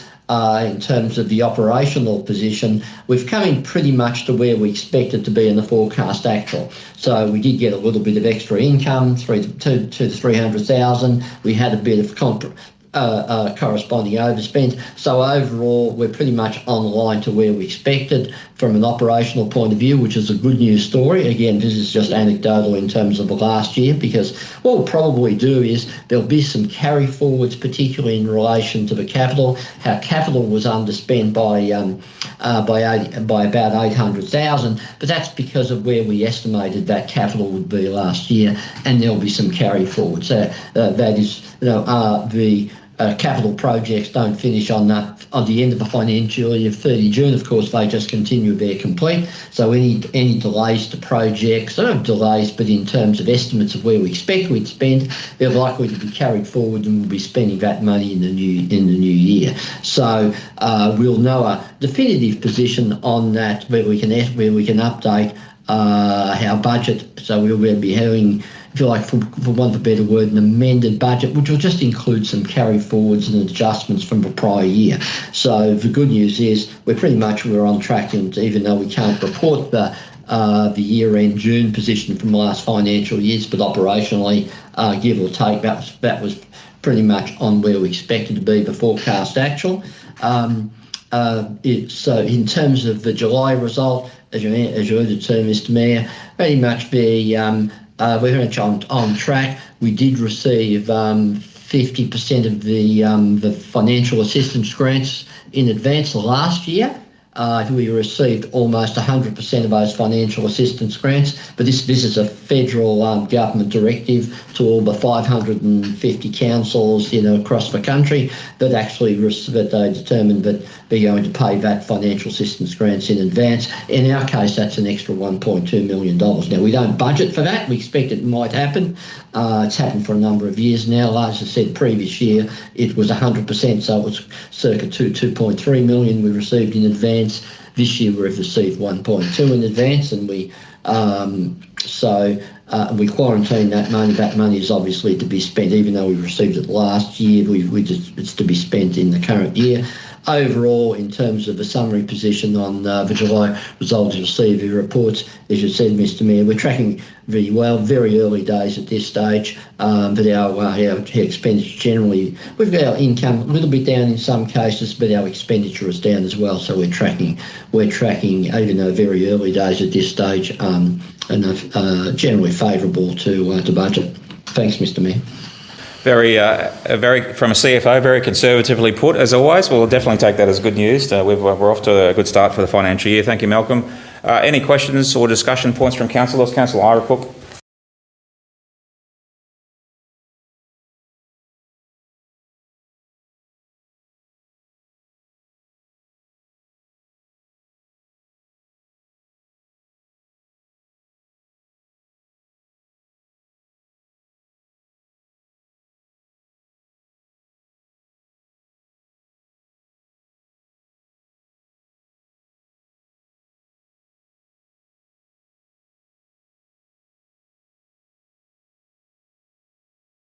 And that's a very good council. That'll be a carryover. So, and this is exactly the reason we need to do an amended budget, because at the time of when we did last year's budget, we made or the budget, we had an estimate on what we're going to spend on the hub at that point in time. As it landed, we'd actually underspent, so we'll have a last year. So no, we won't be going over on the budget in terms of a hub.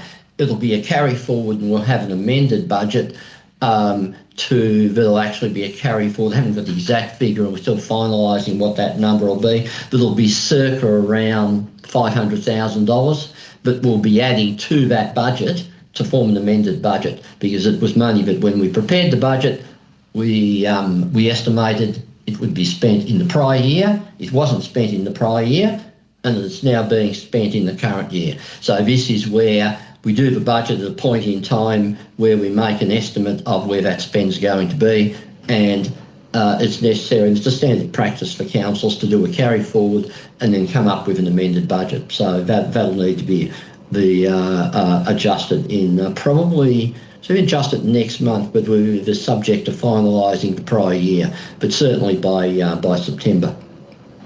Thanks, Mr Mayor. Thank you, Malcolm. Any other questions, discussion from councillors? Councillor Layla.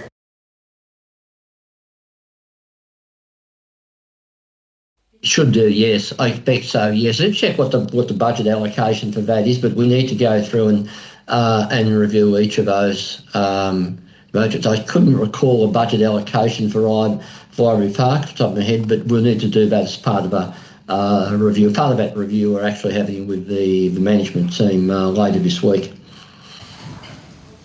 Thank you, Councillor Layla. Thank you, Malcolm. Any more for any more?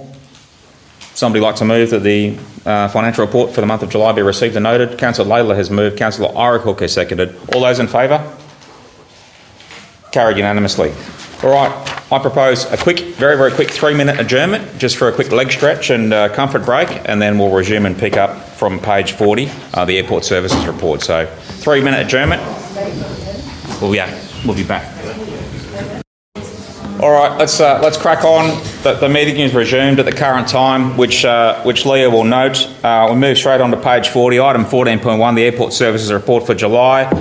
Chris is now well and truly established in the job. Chris, and thanks for improving the format of our report here.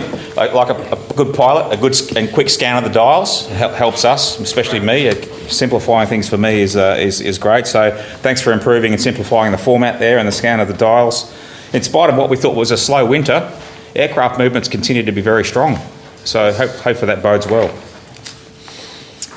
Chris, again, given this is your first proper council meeting, at your discretion if you'd like to mention any highlights or plug anything in particular.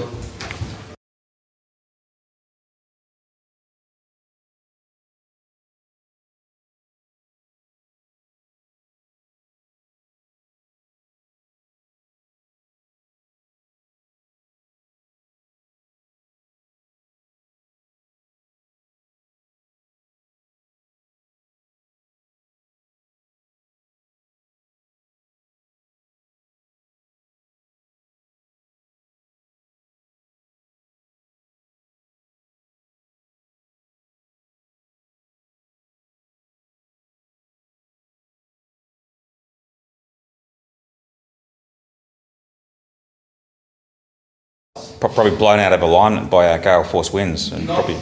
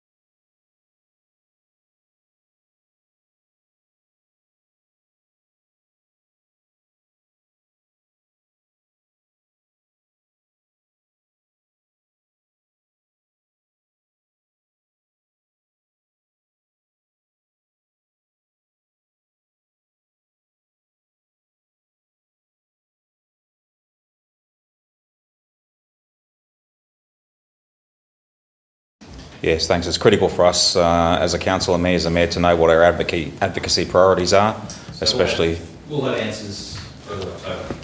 Yeah, excellent. And obviously, you know, we want to, as soon as we're ready and we've got the evidence required, we want to have a crack at some big federal government grants to improve our airport complex, and we'll do that when the time is right.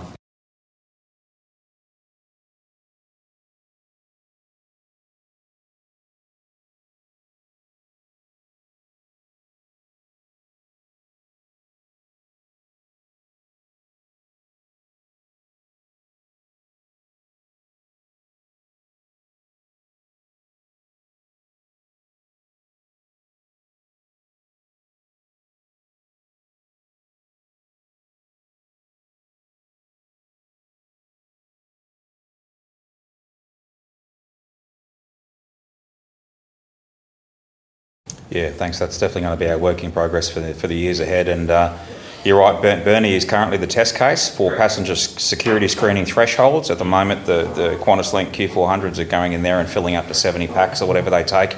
They're currently exempted from passenger security screening requirements, which we would want here as well, ideally, because it would save us a fortune in airport management and compartmenting the airport and all the security, you know, the staff and rigmarole involved. So they're our test case, so we'll see how they go, watch with interest, and hopefully they'll pave the way for us as well. Yeah, and again, structurally, our airport can't support the Q400 in its current state, but that's the goal, that's what's on the horizon. Excellent, yep, excellent, great. Yep. Questions or discussion on this report from councillors? Councillor Allen? Yeah, thanks, Mayor. I just got one of my legacy questions. I've got a bit of motif running through here, Chris.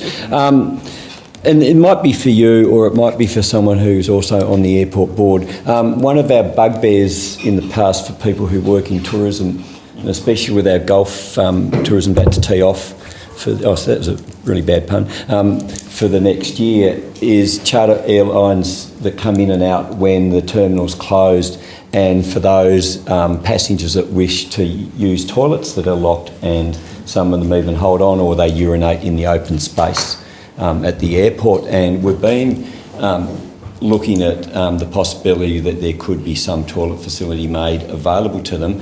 I've mentioned this 1,000 times in meetings, and one of the responses I got that was going to go to the airport board about looking for a solution. I'd just be interested in whether that's been mentioned at the airport board and whether we've got any closer to a solution to that problem. Just on the airport boards, we haven't had our airport board since, I'll give you the exact date. We've delayed our next airport board to allow Chris to get established in his job. And Chris obviously now has a full team at the airport too, which we haven't had for a long, long time. So with Chris's ingenuity and that of a full team, they may well now be placed to have a crack at a solution to that matter, and or to factor in some works in the future that we might be able to do as a council to solve that issue once and for all. But Chris is aware of it, and I know we'll consider options moving forward, and we'll see what we can't do about it. But yeah, it's you're right, with a terminal that's only open set hours and secured after hours for aircraft arriving back at the clock. It's definitely something in the future. There is landside access to those toilets, and we'll have a further discussion with that to look for a solution. Yeah, well, just to give you a bit of background, I'm of the belief that when the airport was designed and the lock system was organised, it was supposed to be landside access to the disabled toilet that could then be locked from the inside. From the curbside. From the curbside, yep. Whatever. But yeah, I'm not up with the lingo. But apparently that was too difficult previously, but it might be a solution going forward. All right, we'll trust Chris and his team. We'll kick ideas around for a while and work on that. Councillor Green? I just want to note that we're not the only airport that has this problem. A few years back we went to Kangaroo Island and the airport was shut when we got back, and we'd been zipping around looking at all these things and nobody had time to go to the toilet. So yes, it was a very fraught trip home, but we made it. Uncomfortable, I can imagine. Yes. Councillor Labour. The other people are our paramedics, flight paramedics, and they come in. Yes, yeah, RFTS back at the clock, a priority pick, AME for sure. Yeah, okay.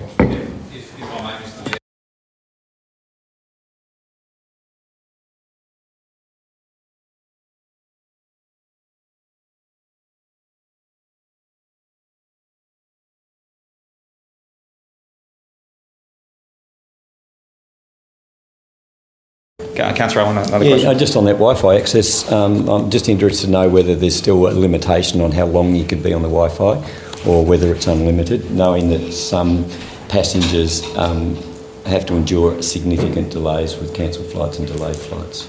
As far as I'm aware, there's no limit at this point. Okay, fantastic, thank you.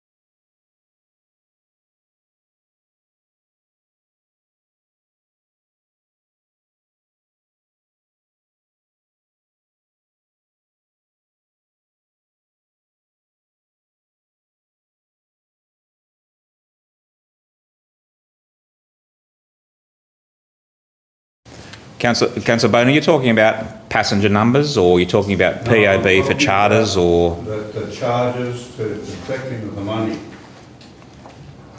at the moment? Which means you have to listen to the radio to pick up who came in and to bill them for the landing charges and other charges that may apply.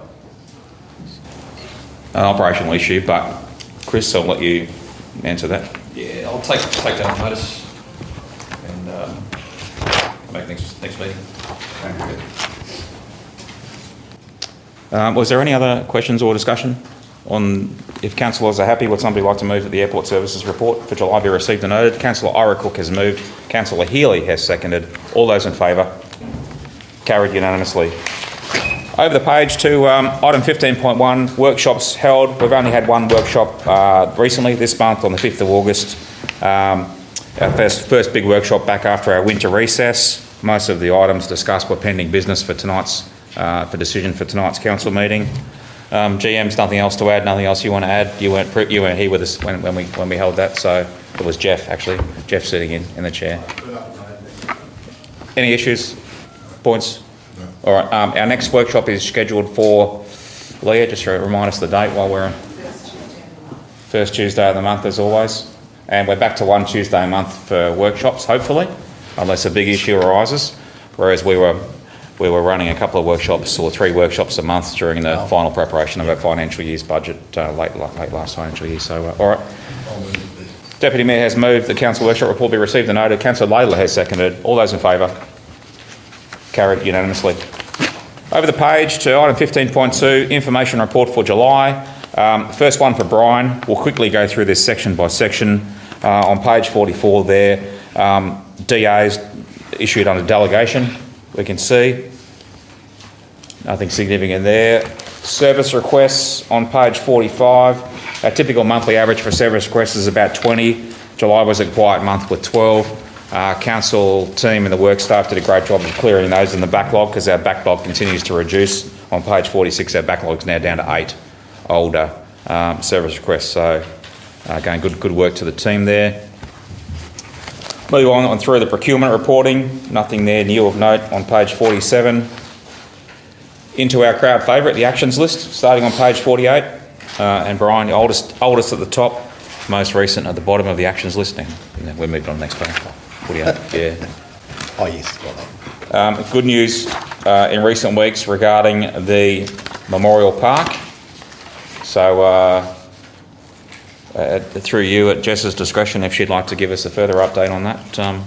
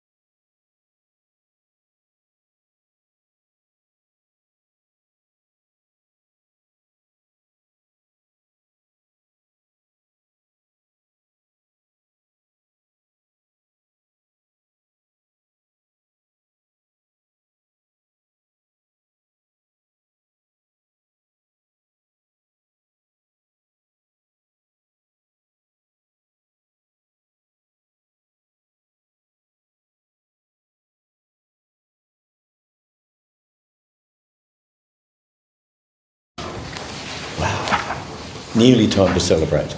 Yeah, we won't So say. nearly. We'll have a bottle of champagne ready. So probably need what, a signature from a minister who we don't know who the minister is. All right, okay. Any other questions or discussions from the actions list? Obviously, as actions are completed, they're removed from the list, so they're all current and topical. It's a resolutions tracker, as we reminded ourselves this afternoon when we went through the meeting. This is our current resolutions tracker. Some are older, but as they're cleared and completed and delivered as per the resolution the council passes, they're removed from this hit list. Any questions or discussions on this from councillors? Move on. All right, so if there's no further questions then, would somebody like to move that the information report for July be received and noted? Councillor Laidler has moved. Councillor Green has seconded. All those in favour? Carried unanimously.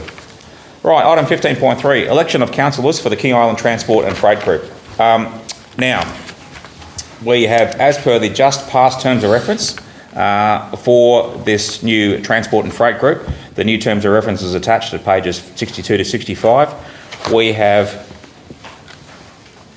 3 councillors to nominate and elect, if required, onto this committee of council. So what we'll do is temporarily adjourn the meeting now and go through and just confirm, if required, through secret ballot our positions, or will we just call for nominations first and see? Nominations first. Okay, all right. Councillor Allen, did you? Yeah, I'm just looking at the terms of reference, and the terms of reference has a note for chair, has for deputy chair, and then it has this sentence: up to 2 councillors for the council reps, not including the chair, elected by and from the councillors. Yeah. So, does that mean that includes or excludes the deputy chair, because there's no mention of that in that sentence? No, it should only exclude the chair. So it really means 1 councillor. Yes, yeah, 3 total. Yeah, right. That was our interpretation today, but Yeah. I mean, we're going to be pretty reasonable on this. 3 total. Well, yeah, and then further down the track might be worth just amending that, just to if required, tidy up the house work a little bit. So we'll just so there'll be a chair, a deputy chair who'll step up if required in the chair's absence, and another councillor who's on there, a keen and interested observer for that group. So it'll be 3 in total initially, and then we can adjust it down the track if that's depending on how the committee goes. We know the size and gravity of the workload and the importance of what's going to come out of it. So we'll just confirm nominations first. We'll move over now to page 66, which is, yes, item 15.4, dispute resolution policy. Again, this has been mandated upon us from the Office of Local Government, and an initial template was provided. I'm not sure if the Office of Local Government provided the template or if LGAT provided the template, but we were given the template. We tweaked it, some minor tweaks, but a few tweaks required by us for our own specific requirements and isolation. We've recently workshopped it, and hopefully it's something we'll very rarely have to use. But that's the quick background to this dispute resolution policy. It's attached there, pages 68 to 81. If you want questions or discussions on it, you're very welcome, Councillor Allen. I'll just make a comment before I ask questions. Part of me says if we're going to be bloody minded, we would not do this until they actually modify the Local Government Act to allow video meetings, video attendance, because that's been something we've been lobbying for. So all very well just imposing this stuff on us without listening to what we want. So that's my bitch to the local government office or whatever they are.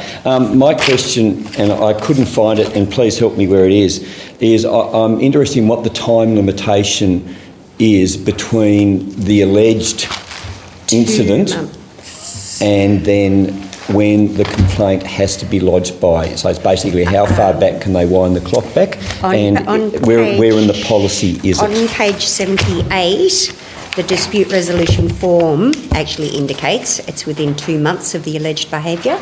And should it be in the policy?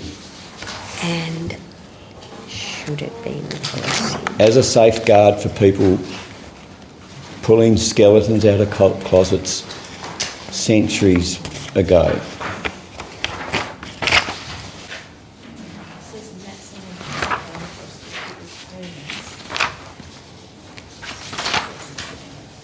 says it has to be lodged within 2 months. So, like We can ensure that that's in the policy. Just, yeah. I mean, if that's the we want this policy to start us all afresh. And you're right, a sunset clause in all previous policies and previous council tenures and administrations. Councillor Allen? And just, I can't see where it says that the sunset clause, as you're saying, that this policy is enacted, so any previous incidents, then that happens under the previous system and not this new one. Also, once this comes into existence, how far back can the person do? Does the complaint have to be put in within 3 months of the alleged incident, or can the person just store up stuff for years and years and then, hit you with the full body slam? So it's a detail that I would guess would normally be in a policy of this nature. Yeah, Jeff, you handle this, so please. Through General Manager, it's probably, I'll take it on notice, it's probably in the Act, or in the regs. Okay. Because the regs just got amended. Yep. That's probably why it's not there. To give you an example, I was heavily involved in a situation in New South Wales, and it was 3 months. Yep. So the incident had to happen within a 3-month period. If you put your complaint in after that 3-month period, you couldn't put it in. Thank you. So there was a time frame. So I will come back and check the time frame for you. Just again, that form does say 2 months. Yeah. But it's, Oh, no, I agree. To have balls, I'm it's gotta be in the 100% policy. agree. Yeah. I agree. Clarity. No, I agree. Yeah, look, there's no hurry for us to ratify this policy. There's no reason why we can't defer it, send it back to a workshop one last time to make sure we're happy with those T's and C's to be included and amended. Sorry to interrupt. It's got to be ratified by the 10th. Ratified by the 10th of September.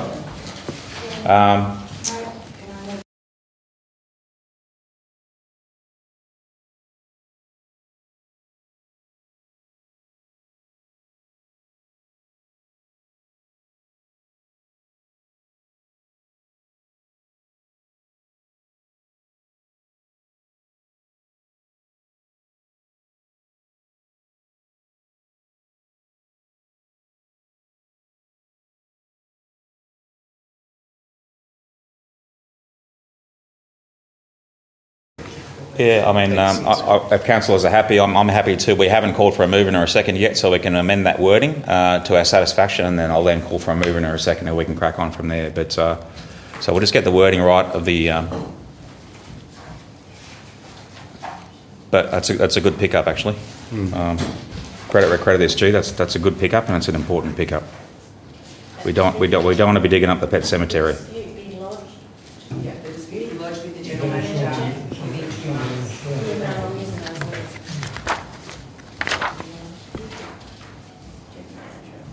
within two months.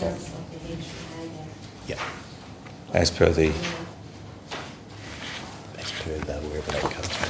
As per whatever that form number or wherever that sub clause is.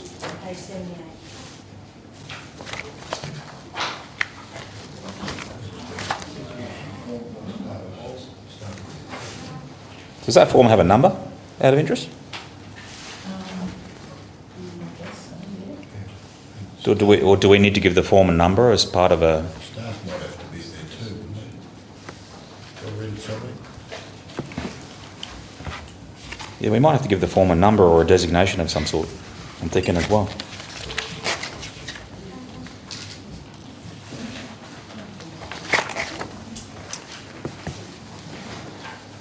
So the dispute resolution policy, so the council adopts the following policy as provided and is attached with the addition of a dispute resolution policy included that the dispute be lodged within the general manager, with the general manager of the council within 2 months of the alleged behaviour by the councillor or councillors.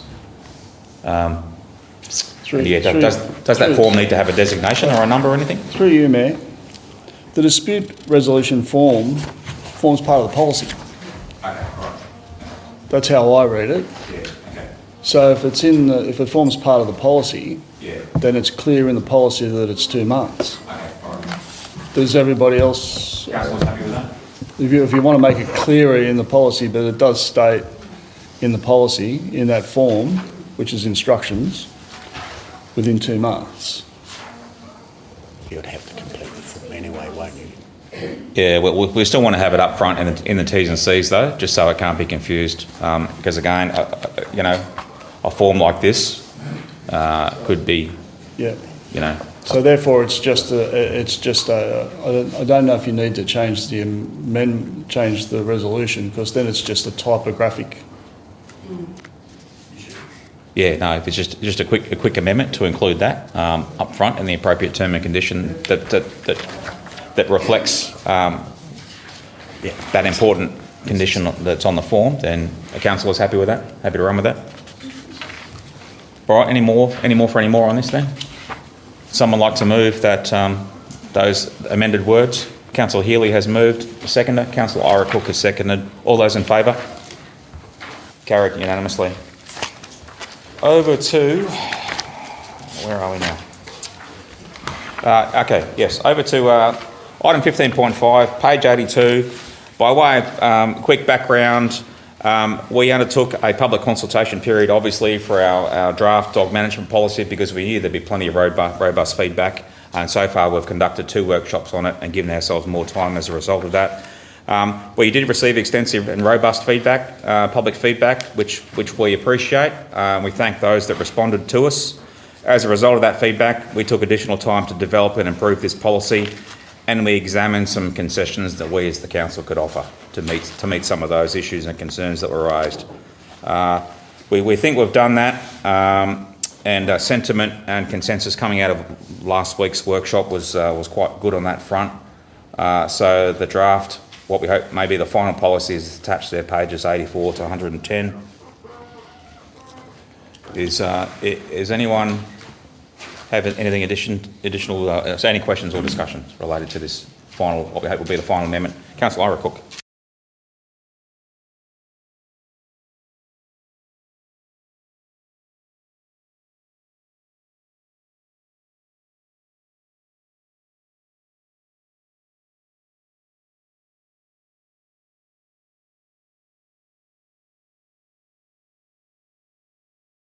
I think, I mean, the policy's got to try and future-proof us where possible. Ideally, we'd like to have a ranger, but whether the council can currently justify it and/or afford it is an operational issue. I'll leave to the general manager and others. But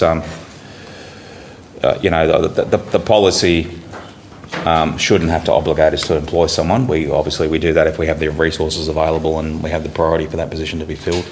Yeah.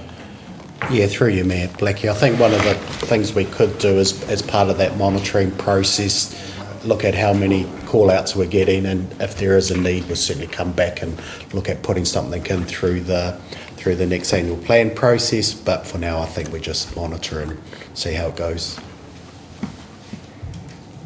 I certainly see it as desirable down the track if the council can afford it to have a ranger that can be properly equipped with the vehicle required to get out there and with a growing population and growing rate base, hopefully one day we'll be able to achieve that again. Councillor Layla.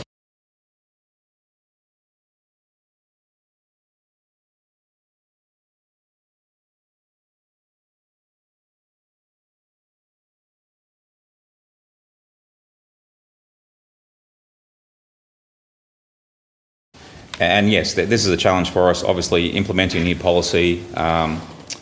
We hope all citizens, all of our constituents will get the word, and those that need to change their dog walking habits or whatever will do so. And there'll be a period of time where the odd citizen might be doing the wrong thing with their dog, but we encourage them to do the right thing.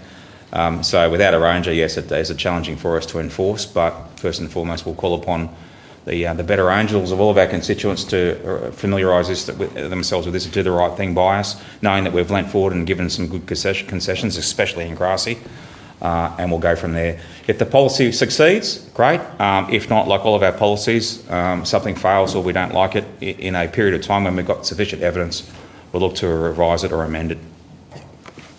Common sense approach. Councillor Allen? Yeah, thanks, Mayor. Just the last page 109.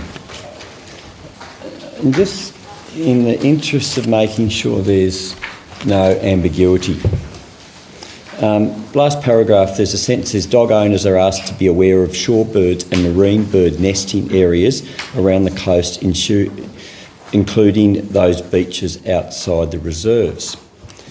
To some, dog owners would read that and think that so long as they believe there's not shorebirds there, got to have pretty good eyes to pick up nesting shorebirds for starters, then it's okay to walk your dog on the beach.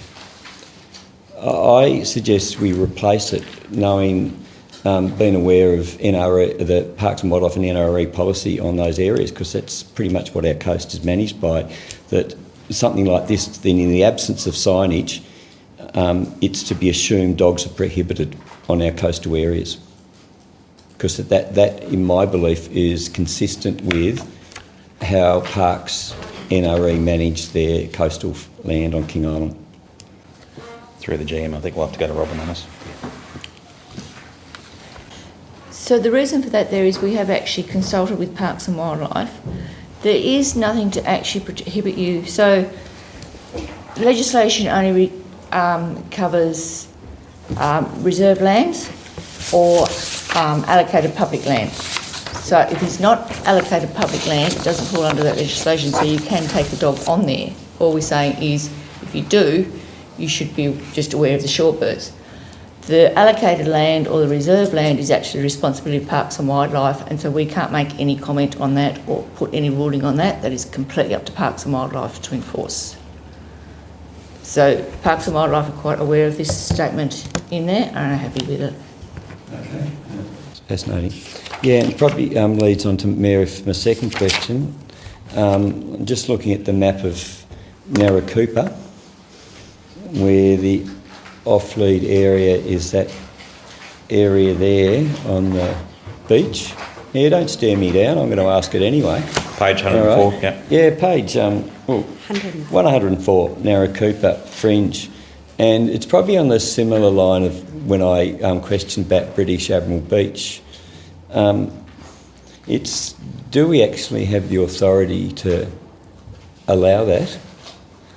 And, you know, we have a licence or a permit or something over that Esplanade area, but does that extend to that extent? For us to declare that on that land that isn't actually owned by us? Yes, as far as I can ascertain it is. And it's not reserved land. Okay, but then British Admiral Beach was different, Robin? British Admiral Beach is part of a conservation area and it's not under our control, whereas this is under our lease. All right, thank you. Councillor Oracle. Bird rookeries, in particular the one opposite the Weybridge down at the Garvey Harbour, should that be in the prohibited area? It is. Private land. Oh, it's privately owned land, so we can't. That's on the mine lease. Yeah, privately owned land, so we can't designate it. It's not our land to designate. So every other mudbird rookery is on around our own, you can allow dogs because... No, you can't. No. It states in the regulations when you get your mutton bird licence that dogs are not permitted. So I would imagine that if they're not permitted when we're going mutton birding, well, they wouldn't be permitted at any other time either. I'd hope they'd be banned from both. Sorry, Jen. But that wouldn't be under our control, would it, Robin? No, well, the mutton bird rookeries are either going to be on private property or in most cases they would be on land that's under the control of Parks and Wildlife or under that legislation. There might be the odd unallocated beach where they are, and that's where you hope owners would be responsible. And we'd be the same both from the Shearwater rookeries and hopefully the Little Penguin rookeries. And that's why King Island is prolific in bird life, because we have minimal disturbance from human activity, which would include dogs as human activity.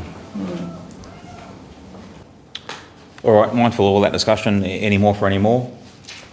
If councillors are satisfied, would somebody like to move the recommendations on page 83 as they currently stand? Deputy Mayor has moved. Councillor Ira Cook has seconded. All those in favour? Carried unanimously. Over to page 111, second last page. That concludes our ordinary council business. We'll now go into closed council to transact the following. Would somebody like to move us into closed council? Councillor Iracook has moved, Councillor Laidlaw has seconded. All those in favour? Carried unanimously, thank you. The ordinary meeting is adjourned. We'll take a quick break and thank the public for attending.